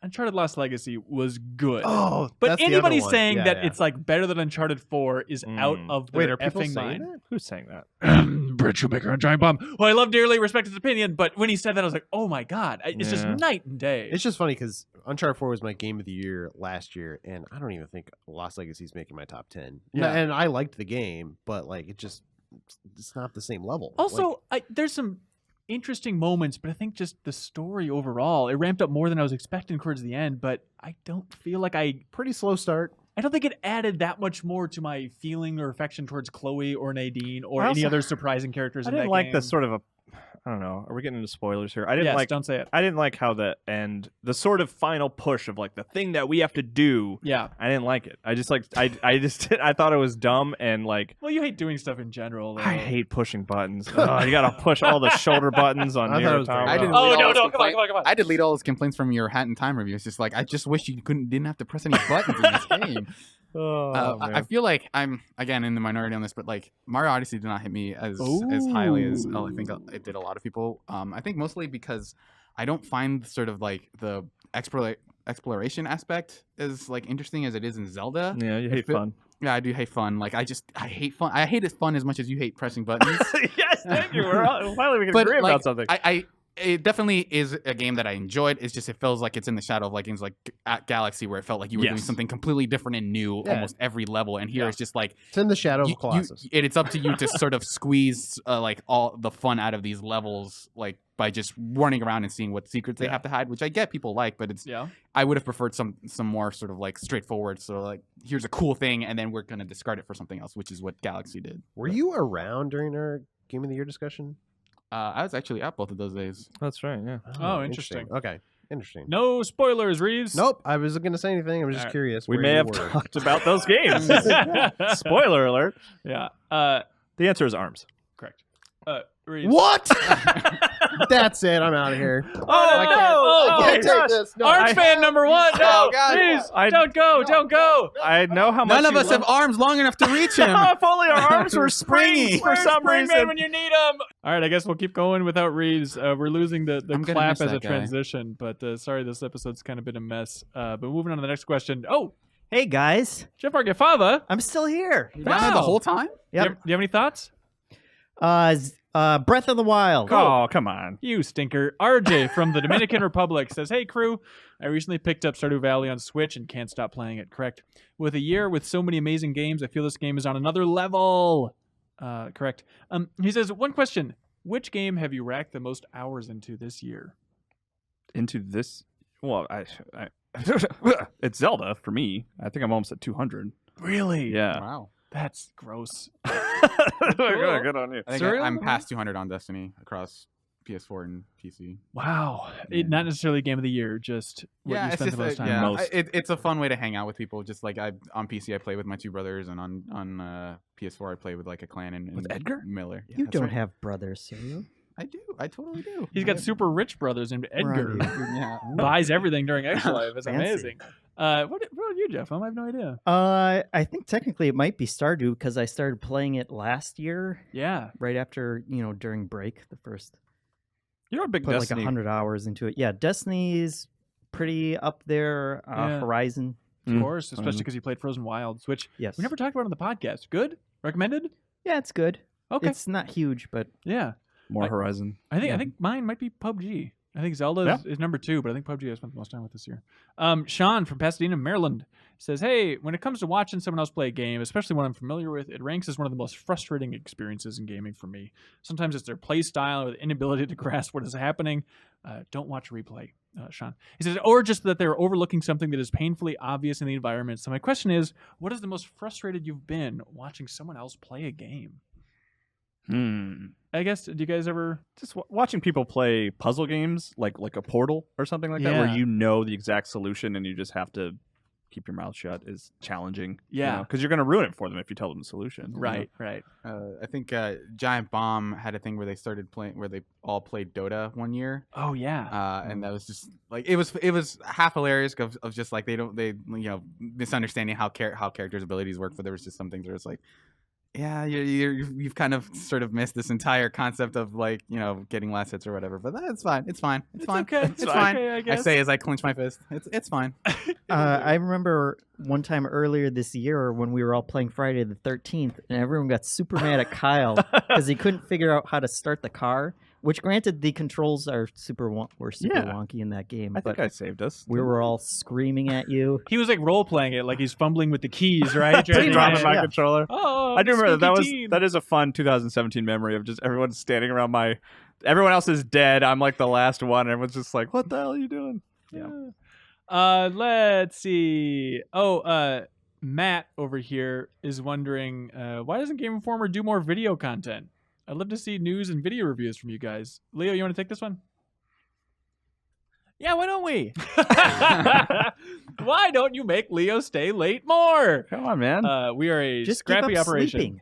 Okay, that's a pretty good idea. Yeah. You don't need to see your cat. The basic question is, our time, especially with cover stories. That's a constant video rotation, and so we would love to do more, but we're a lean, mean crew. We're doing a video right now, technically. Hell yeah! Yeah. And they're also wondering, whatever happened to Dan Tack's Xbox One X versus PC building challenge to price those out? He insists he just never has time. I think he's a coward, personally. He's too afraid to build a computer. Yeah, you watching this, Dan Tack? I'm calling you out, brother. Speaking of which, Chris from Los Angeles, a lot of people wrote in about this. Chris from Los Angeles and other people just wondering what it was like to get called out by The Rock during the Game Awards. Mr. Dwayne The Rock Johnson. Yeah, I thought it was awesome. That's hilarious. Leo, do you have it in the booth just to give people a taste of what the hell happened here? You were in the game too. Yes, I was in the game. Yeah, Spy Hunter, classic midway game. Dun, dun, dun, dun, dun, dun, dun, dun, dun, dun. 2006. I'm still loving my 3 out of 10 review from Game Informer. By the way, 3 out of 10. Okay, that's all right. Fine. Okay, fine. But this. And they flipped off the camera. Jeff, what do you think about that? That's funny. It's a fun situation to just be sitting at home. I was drinking some wine, and then just that realization of like, oh, that person on TV is talking about kind of sort of the magazine I work at every day. I thought it was thrilling. Yeah, 3 out of 10 fun, thrilling. you guys. Jeff, and be more excited about this. Do you think they told him like 5 minutes before they... I really wonder, because I think we sent out a tweet saying, hey, come play the game with us, The Rock. And then I made sure to have that tone be throughout the tweet as right. well. Yeah. And Brian Shea came over to my desk the other day, and he's like, hey, we should do more with that Rock thing, like really build this up. And it's like, man, he doesn't really care. Like, I'm sure it's just like it's his script bullet point ahead of time. Maybe he does vaguely remember that it got a 3 out of 10. Maybe somebody just scoured Wikipedia. He probably remembered that it got bad reviews. Right. And then they were able to assign, a specific score to give him. Yes. Are you suggesting a former wrestler is drumming up fake drama? A little bit. But I think you're a former wrestler yourself, tongue wrestler, Jeff Markieva. Chris from Los Angeles is literally asking, he says, hey, will you guys cut the greatest promo of all time in response to The Rock's sullying of the Game Informer crew? It's time he knew his role and shut his mouth. Wow. Okay. You guys want to cut a promo against The Rock? I've watched so many wrestling promos. I know exactly how these work. Mm-hmm. This is a disaster. We're not prepared for this. Leo, start. Yeah, hit it. What is this, Leo? What is it? This I isn't switched it. the paperboard theme. I don't know where you're starting. Yeah, come on, dude. You're really undercutting it. You want to give us some good. There we go. All right, Yeah. Dwayne "The Rock" Johnson. I think the four of us have got something to say to you. Jeff, tell him how you feel. More like Dweeb the Rock Johnson should sink to the bottom of the sea. Yeah, it looks like that rock is collecting some moss because it ain't going nowhere. I think that game deserved that score. Oh, he's really okay. Yeah. Yeah, I'm not afraid to say it. Prove you're wrong. Come play with us, right. Mr. Rock. Hey, The Rock, how about you just make a better game? Did you think of that? Make your own game, Rock. Hell yeah. Just do a better job in general with your video games. Hey, The Rock, Baywatch, more like Bay. Didn't quite catch that one, said everybody in a movie theater. Is anyone going to see Rampage? I doubt it. Yeah, it's only dorks that want to watch that film. Yeah, I thought San Andreas was a Grand Theft Auto movie. You're going to need San Andreas when I'm done with you. Yeah, there you go. Hell yeah. Plus, he says, I've only done one video game. It's Spy Hunter, Nowhere to Run. BS, you've done a ton of bad wrestling games that no one talks about. By the way, you were really funny in the Reno 911 movie. I thought your cameo was well executed. And also, you cut a video once for kind of funny, and I was surprised by your personality and charm coming through the but everything else sucks. Yeah, Moana's very good. Yeah. Very He's good. actually a surprisingly good actor. Yeah, you'd be surprised. But not a good human being. And that Doom film, I'm glad they went to first person for that one perspective so I don't have to look at his shiny dumb head no more. Oh, yeah. Bad guy. Wrestling. Dwayne, more like lame. But seriously, Skype in. We want to play Spy Hunter with you on replay. We'd love to have you. If you're coming for the Super Bowl, we're in Minneapolis. If you're going to be around, let us know, Dwayne. You can send an email to podcast@GameInformer.com. We'll make you a new chair. You won't have to sit on any of the ones we sit on. Yeah, absolutely. Yeah. Hey, Kai, ready for this one? Hey, Dwayne "The Rock" Johnson, you're welcome. All right, there we go. I'll see you in hell, Dwayne. I love that "The Rock" soundtrack. Johnson. I never smelled what you were cooking. Oh, we didn't even think of that aspect of the whole thing. What do you guys like? Email of the week. I like overrated game actually. Yeah. I thought that was you fun. do? Yeah, Just some hot takes. Yeah, hot takes, and it's it was a thinker, and it really got Reeves upset. So That is true. It did get rid of Reeves once and for all. I like YouTube channel, but they're from the Netherlands. We can't ship overseas. No. I'm very, very sorry. What was your favorite, Jeff? The one about Africa? Definitely one before I came up from under the table. All right. Well, let's go ahead and give it to Mason Cowell there in Chattanooga, Tennessee. Woo woo! There you go. So I look forward to a wonderful package being shipped out to you, Mason. Thank you so much.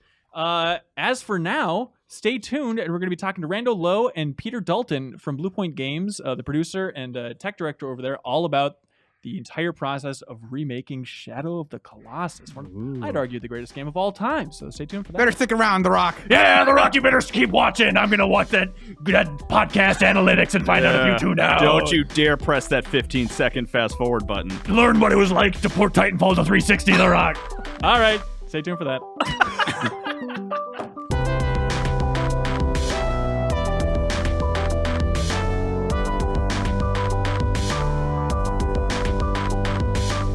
Randall and Peter, welcome to the Game Informer Show, guys. Howdy, how's it going? Oh, really good. It's an honor to have you. I mean, Bluepoint Games is a name that I feel like has been tossed around a lot. You see it come up over and over and over again, and then you start to connect the dots slowly and realize, wait a minute, has every great remaster and every old classic game being brought to this current generation been Bluepoint? You start to realize you guys have become the absolute masters of porting to the current gen. Is that the vibe within the studio? Do you guys walk around and give each other high fives about that? There's definitely a sense of pride that comes along with working here that it runs all the way up to the top. Yeah. So how does it work? What is it? Is it just a certain technical expertise in the Texas area and then everybody joins together and it just so happens that everybody's laser focused on these amazing ports? I think one of the keys is we've been very fortunate to hire some really talented individuals with quite a bit of experience. And so, and I think there is a bit of that nerdy tech piece that people really like digging down and seeing how are these other great studios building their games? What does their technology look like? What does their engine look like? How did they actually accomplish this final game? And digging in there and being a part of that, and then bringing our expertise to bring it to the next generation. It's just an awesome opportunity and experience, and take a lot of pride in it. All right, so I'm an idiot. I like getting geeky, but I don't know much about coding. Not a technical master here necessarily. So, Peter, I'm curious from your vantage point in particular, diving back into the code of these old games. Let's just focus on like PS2 era. It seems like you guys have done a lot from that generation of gaming. I mean, how much personality is in that code? How much of it is just, okay, we have a lot to slowly work through, versus how much of it is kind of like a archaeology dig going through, like, oh my gosh, the way Kojima codes compared to Naughty Dog is wildly different. I think it is very interesting. And one of the things that always comes back is you start getting a little bit of deja vu, as you're digging in there, and you start to realize the things that people do to save a few extra bytes, to save a little bit of memory here or there, and the tricks that are employed. And then the hoops that you jump through to get the performance that you need out of those consoles.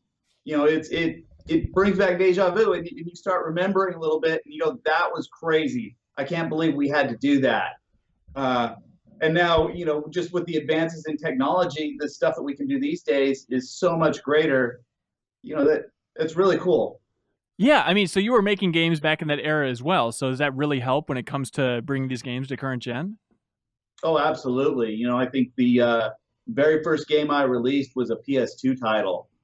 And so as you start looking at those tool chains and how it fits together, having that experience really helps, because you kind of know, you have an idea of what to expect. You can't leave it hanging though, Peter. What game was this? It was Hot Wheels Velocity X. Wow. Okay. So. And yes. What studio made that one? The what? Which studio made that one? It was a smaller studio called Beyond Games. Okay. Wow. So it was based out of Salt Lake City, and it was a kart racer. It was my first game, and doing flips and car combat and all the great stuff. That sounds all right. How big is Bluepoint these days? We're a pretty tight-knit group of people. There's not a whole lot of us here. We float around 40 to 50 people, and we kind of all fit into one nice third level of a building that overlooks Lake Austin. It's pretty great. Yeah, and how do you recruit? Are you just looking for technical expertise above all else, or just people with passion for these old games and understanding PS2 coding? What's the overall philosophy? Well, it really kind of runs the whole breadth. The engineering side, we're looking at a lot of people with a lot of experience. We get tons of applications, and it's really kind of a fortunate thing where we have ended up with the engineering staff that we have. Everybody's a vet. It's really been kind of an amazing trip, and the art staff is really from all over the country. It's a pretty interesting melting pot of different, at least U.S. cultures that have all come together in this one place. Yeah, for sure. I mean, you guys, if you go through and look at all the games you guys have done, I mean, just Metal Gear Solid HD, Titanfall on 360, Journey, going back through Uncharted, Metal Gear Solid, is there one project that everybody agrees upon was the most challenging, the most to actually get up and running on a certain piece of hardware? That's every title is a unique snowflake and has got its own challenge. A snowflake from hell. That we faced on the current title, the next title will be completely different. However, if I was to say of any title that was the most difficult, that's hands down would be Titanfall for the 360. God, I was hoping you were going to say that. That was such an interesting era in gaming of just, it's also available on 360. We don't really want to talk about it too much because we're trying to launch this new console. And no offense to Bluepoint, but I feel like the larger conversation was, oh boy, that version's going to be rough. I don't even want to see it. And then it came out and everyone's like, holy shit, they did it. Like it works really well. Was that just a lot of late nights, or what do you credit that to? A lot of late nights is a great way to put it. But a lot of hard work. And one of the things that Bluepoint really, really prides itself is on the quality of work that it does. And so having more of a senior staff that takes pride in their work, nobody here is going to let something go out the door that isn't putting our best foot forward. So that's really what it comes down to, is the involvement, investment everybody's making. Okay, with something like Titanfall specifically then, is it a matter of, okay, we've got to just slowly scale back the frame rate, lower the resolution? Like, what is the balance? What are you figuring out what you need to strip out? That's the hard thing. One of the keys for that particular title was we wanted to make sure that it was the exact same experience that somebody might experience on the Xbox One. And so there really wasn't stripping down stuff that the player would see. It was much more of, let's go in and let's come up with a completely different technical solution to solve these things in order to get the performance that we need and the memory that we need. And so it's through regular development, here's what the final thing needs to look like. Now that we know what the end goal is, let's go in and optimize the hell out of it and make it work. It's crazy. You guys just must be masters of all pieces of hardware at this point. It's just rare to have that like breadth. He'll never admit it, but yes, he is. Do you think that's a benefit of staying independent then, is just because you get to work on so many different pieces of hardware? It is. At the same time, you look at what we're doing now, really focusing on the PS4 and the PS4 Pro, that's been really awesome because it's allowed us to focus and really sharpen our tool set when it comes to the PlayStation platform. And so that's also allows us to take things like the Uncharted collection or Shadow of the Colossus and really push it to the next level, because we're not trying to release something that's spanning 3 different platforms or trying to do a whole bunch of different stuff. It's, here's the hardware, how do we make it fly? Yeah. All right, so Randall, do you want to tell the story of how Shadow of the Colossus came to be? Not the original, but maybe the remaster and then the full remake. Did you work on the remaster as well? So I was not part of Bluepoint at the time they did the remaster. I was seeing the project from the other end of the spectrum while I was at Santa Monica Studio in external development, and just more seeing it on a tertiary field of view, because I wasn't working directly on the project at the time. But the way Shadow of the Colossus, the new release for the PS4, came about was really just a bunch of people kind of getting together over E3 one year and talking about how cool it would be to really do the title justice and kind of make a new definitive edition of the game that would really blow people's socks off. And so we were talking with friends at Japan Studio, and just kind of everybody was already on the same page from the start of the conversation. It was a very natural fit for us and for them. So, we sent them a message and said, yeah, we've got the game's code base back up and running inside of about 2 hours, 5 years after we shipped the PS3 version. Hang on a second. So, the conversation must have started with just, can we bring that awesome PS3 version to PS4, right? Wasn't that step one? That's kind of where everything starts, is can we do this again? Can we make this great again? And then it just kind of naturally evolved into, well, what if we did this? What if we could expand on, how the world looks? Can we give Wander better fidelity in his animations? Can we make aggro feel a little smoother? All these things that kind of just came from people who love playing the game. This game has been a part of my career since 2005, and so I'm super passionate about it. And so many people here, it's in their top 5 games of all time list. And so, as you've seen all over the internet, people really truly love this game, and we wanted to do the game the justice that it deserved. Hang on. So you mentioned 2005. Do you want to just go into your history with this exact title here? So I was in the QA department in Sony San Diego for PlayStation when this game came through, and I was doing what's called release management, which is kind of a intro and exit from quality assurance for games and that Sony publishes. And so I was part of assisting on the test team now and then, and just doing a bunch of kind of ancillary work for the title, but getting to spend a lot of time with it before it even saw the light of day. And then to have it come back through when I'm at Monica, and now for it to be the project that I'm getting to be producer on is pretty stellar. There's no feeling like it. Do you remember what it was like to play it in the earliest days in Sony? Probably rougher than I am recalling it.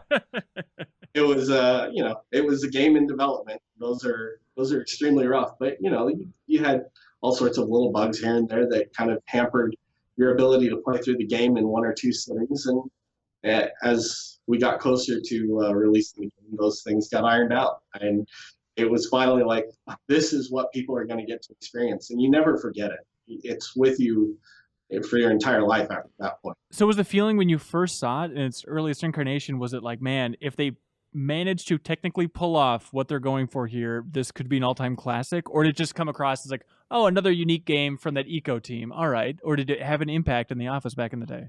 It absolutely had impact in the office. Everybody that was playing it in QA and everybody that was seeing it, I mean, even at the time when like the earliest videos of it were surfacing, you could tell it was something special. Even in its roughest state that I ever saw it, which was far more complete than when I'm sure most people in Japan that were working on it were seeing it. And it was, you could tell it was special. Like just the scale of everything, the impressiveness of the Colossi, the story of Wander and Mono. I mean, all of it together, there's no equal to it. Yeah, I completely agree. So then, okay, so you say, let's bring something to PS4. Can you walk me through on a technical level, Peter, like what exactly is it? Are you bringing the code from the PS3 version to PS4, or are you starting completely from scratch? What's the next step of the process? So when we look at it, when you've got a game like Shadow, you've got a great game that you want to make sure that from the gameplay perspective, you're preserving. And so you're never it doesn't make any sense from a Bluepoint perspective to go through and start from scratch. That's not what we do. And so we bring the original code base, we bring it up, we actually get it up and running on the PS4. In fact, 90% of the way through development, you could go through on the PS4, click a debug button, and all of a sudden you've got the PS2 version of the game. Actually, the assets, the animations, the particle system, you've got the PS2 version of the game actually running on the PS4 that the art staff can use to compare, like, what does the new stuff look like compared to the old stuff? And so bringing up the original game is very important for, maintaining parity with the original title. And so even now, I mean, is the PS2 version running underneath it just for developers to see, or eventually do you just strip that out once you have something up and running?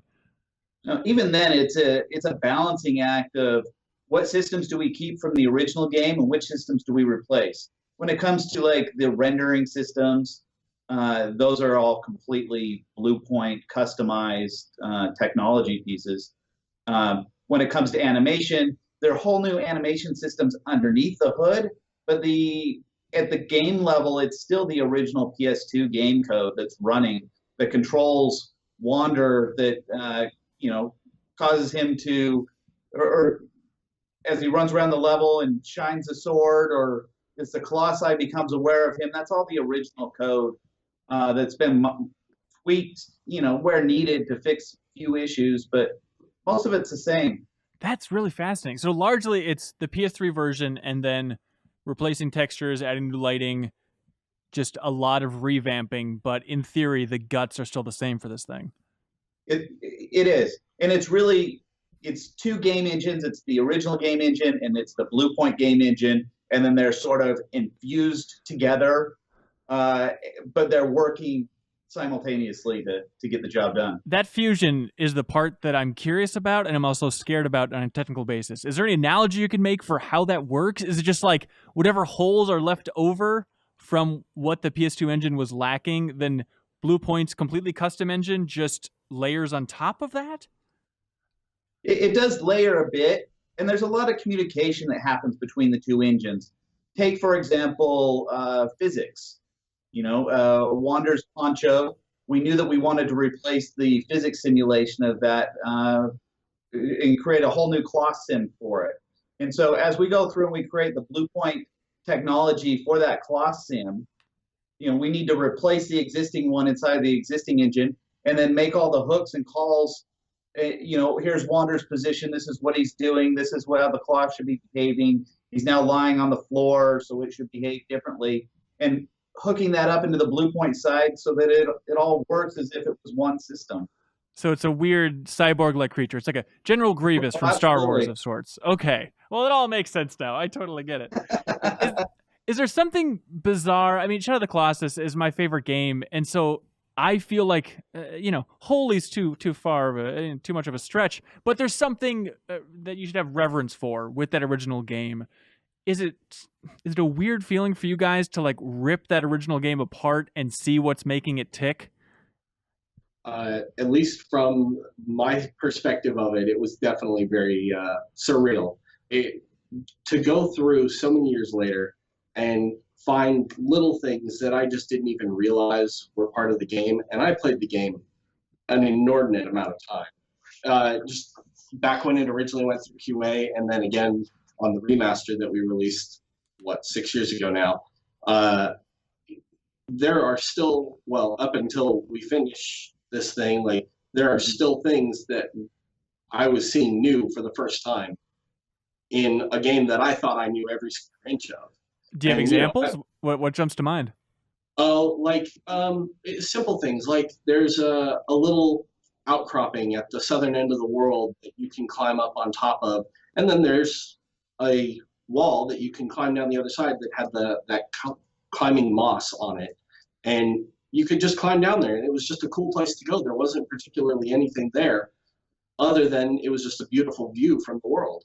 And there's little alcoves and hidden areas that you just kind of stumble across, and things like being able to use the harpoon to kill fish.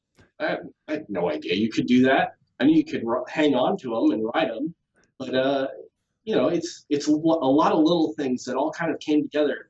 There's an area in the arena of the 5th Colossus that you can access if you jump off of his wing at the right time.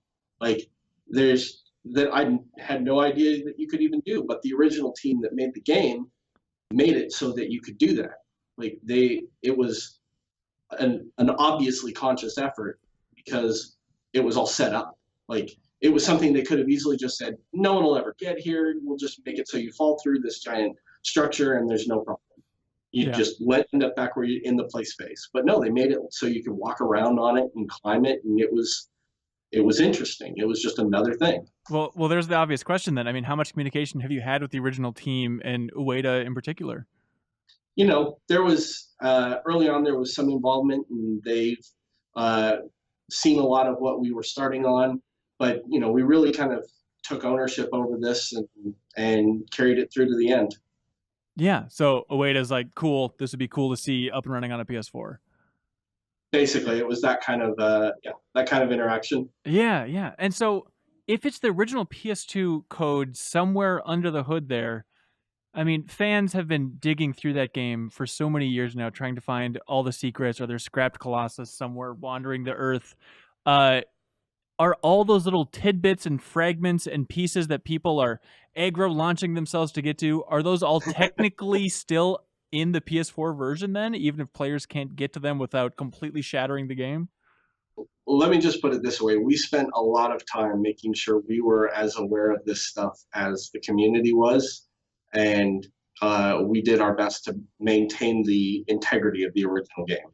So without giving away anything, players should be able to expect that what they were able to do in the past should still carry forward. All right, if you really want to get geeky here, in the PS2 version, I guess there's a certain jumping technique that speedrunners would use a lot that they couldn't do in the PS3 version, the remaster you guys did. Is that still the case then, because it's also largely the PS3 code moving forward? So that's a tough one, because I would have to go check to be perfectly honest with you, but I would say most of the stuff, and even the PS3 code, compared to the PS2, one of the main things that caused the differences for some of those speedrun things were more dealing with frame rate. That the original game was running, it had frame rate issues, and then the PS3 got a little bit better.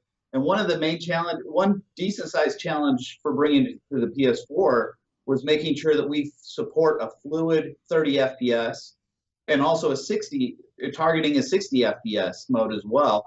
And so we had to go and spend a lot of time cleaning up all the code to make sure that it was frame rate independent.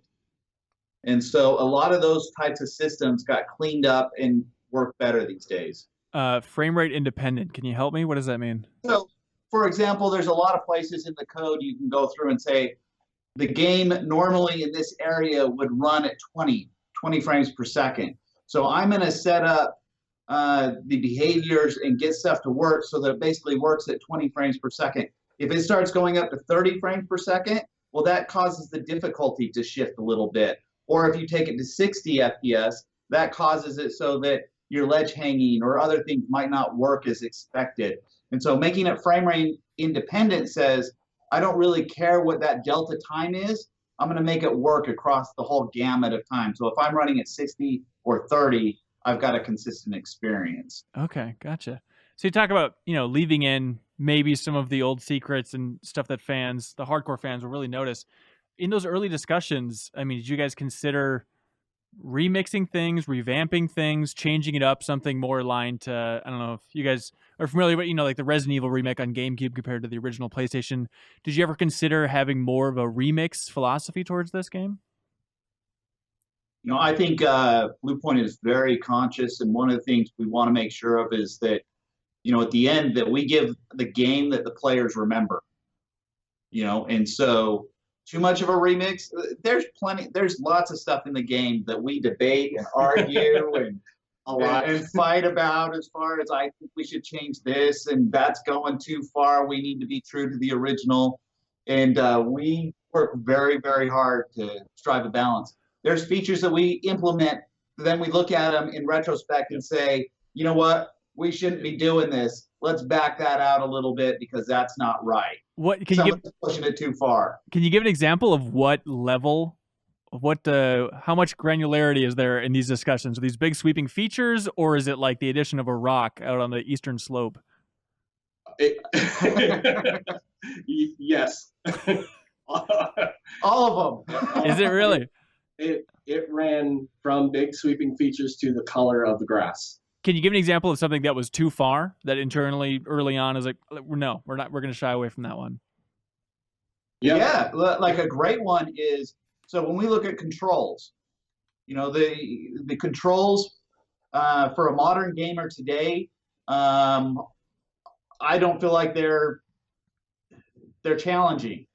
And so redoing the controls is quite a big challenge, and even looking at stuff like bow aiming. Like Horizon has an amazing bow, and I love the system they put together, but that sort of system doesn't make sense in this game. And so pushing something to that level, and we've had plenty of discussions internally about how far do we push the bow mechanics, but we still need to stay true to the original title. And so there's things that we clean up.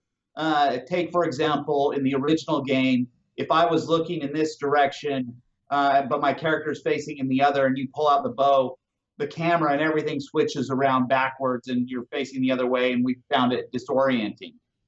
So we added, if you're not playing in the original mode, you can go through and say, let's keep our camera direction. And so there's a lot of stuff that we clean up that just improves the overall experience without changing the behavior of it completely. But if that makes sense. Yeah. But if you added a remix mode where you play as Aloy throughout the entire experience, then people would be pretty into it, guys.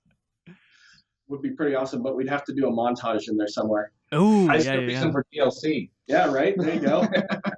I mean, on the PS3 collection, you guys included so many amazing videos and details about the making of the original games. I think there's even footage of like some of the early test footage, and Ueda talking about like how the original vision was going to be co-op. I mean, did the conversations go that far of like, what if we carried through some of those early scrapped ideas? I think they were fun ideas to bounce around the office as a what if, but we pretty well knew the general gist of what we were setting out to accomplish right when we started. We weren't looking to change Shadow of the Colossus into something else. We wanted to preserve the game that people love and just bring it up. Yeah. Outside of, little areas you can jump to and stuff like that, are there other big things that you guys, over years and years of working with these games, have really learned to appreciate about Team Ico's original sense of design? Oh, yeah. Their design sensibilities were amazing. I mean, the use of coloring areas, the use of fog, the way that Ueda and that team really conveyed emotion without driving it through dialogue. They're masters of it. Yeah. I mean, hands down. And so maintaining that is really hard. I mean, it is a lot of conscious work to make sure that just by beautifying something, just by bringing it up to what people expect modern games to look like, you don't break that. And that's something, I think that's probably where we spent the most amount of time internally debating what changes to make. Yeah, and then no matter what, you're still going to have that tiny sliver on the internet of people saying, Western hands can't touch this. This is blasphemous. Absolutely. We knew there was always going to be somebody that we'd make unhappy, but we try our best to make sure that the core fans are still, they're going to look at this and say, yeah, it may look different, but this is still the thing that I remember. Yeah, absolutely. It's all tugs on all the heartstrings. It still hits everything. That's what we want to hit. Yeah, just to get really geeky, guys. I don't know how games are made largely. Do you guys ever just mess around? Can you mess around with the code just for fun, not for release, and just do wacky stuff like take all the Colossi and just drop them in the same area at once and see what happens? Is that how game making works? One of our engineers one night decided he was going to be funny, and he turned aggro into a rainbow unicorn. And that it had rainbow colored particles flying off of him as he galloped. It was incredible. And it'll never see the light of day? One said we went too far and had to roll back. It's pretty subtle. I think we can get this one through without the fans getting outraged. Yeah. Everybody's going to love it. Yeah. I mean, when this was originally announced, I'm trying to remember the timing. Maybe it's just Breath of the Wild when I was playing through that this year. It sunk it in, but I started thinking like, man, Shadow of the Colossus, it'd be so awesome if you could do those Colossi in any order. Do you guys think that would break the game?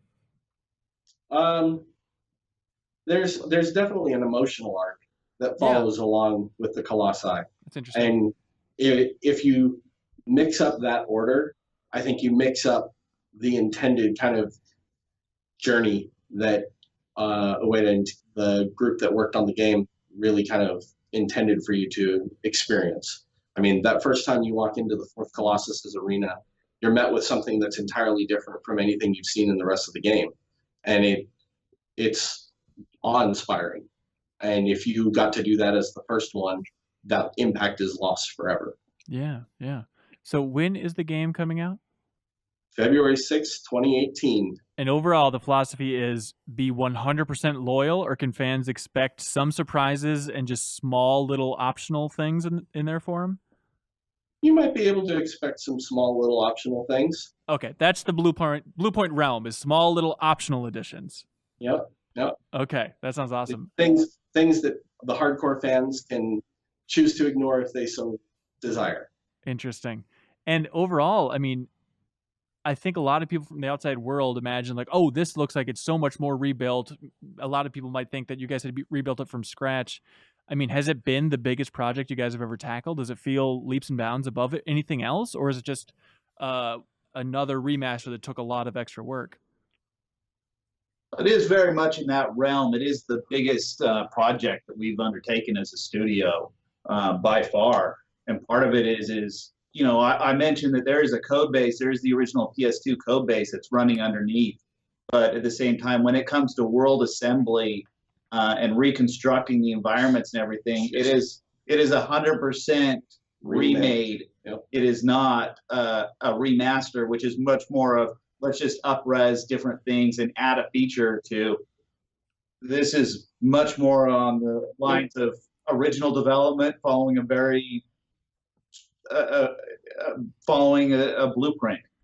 Yeah. I mean, this was absolutely massive for us as a team, but everybody pulled together and made it work. And understood the goal is we're remaking this game. There's no two ways about it. Yeah, I mean, is it exciting to have more creative decisions along the way with a game in this vein compared to the remaster? Yeah, of course. I mean, you get to have a little more ownership over something that you're pouring a bunch of heart and soul into. But at the same time, you still have that sense of loyalty to what it is. Yeah. I mean, are you guys interested in doing more games in this vein? Yeah, that's the hope, right? Absolutely. I mean, you always want to keep growing as a studio. You never want to let your skills go to waste. Yeah, yeah. And the obvious question that I'm sure you get all the time, I mean, is the studio hungry for new IP on their own at some point in the future? I don't think you can have a bunch of creative people who aren't hungry to do something that is their own ever. Yeah. If you do, and if you have people that aren't hungry to do that, then they're not being very creative. Yeah, definitely. And it's such an amazing point and spot you guys have in the industry to just see into the code and understand all of these amazing old games inside and out, more than the biggest fan could possibly imagine. You know what I mean? And just to like have all of that knowledge uploaded into your guys' collective brain in that studio, it's super exciting to imagine what you guys can do in the future. So I look forward to hearing more from you guys down the road. Absolutely. We hope you will, for sure. Awesome. And again, congratulations. I mean, the game looks amazing, and I think everyone's really excited to play through it again. It turns out Shadow of the Colossus can come out every single generation, and people will never get sick of it. So thanks for the hard work down there, guys. Thank you. Yeah, we're thrilled that people are going to finally get to see this. Yeah, absolutely. And thank you so much for watching or listening to this episode of the Game Informer Show. Be sure to tune in next Thursday. We'll have a new episode waiting for you. Bye, everybody.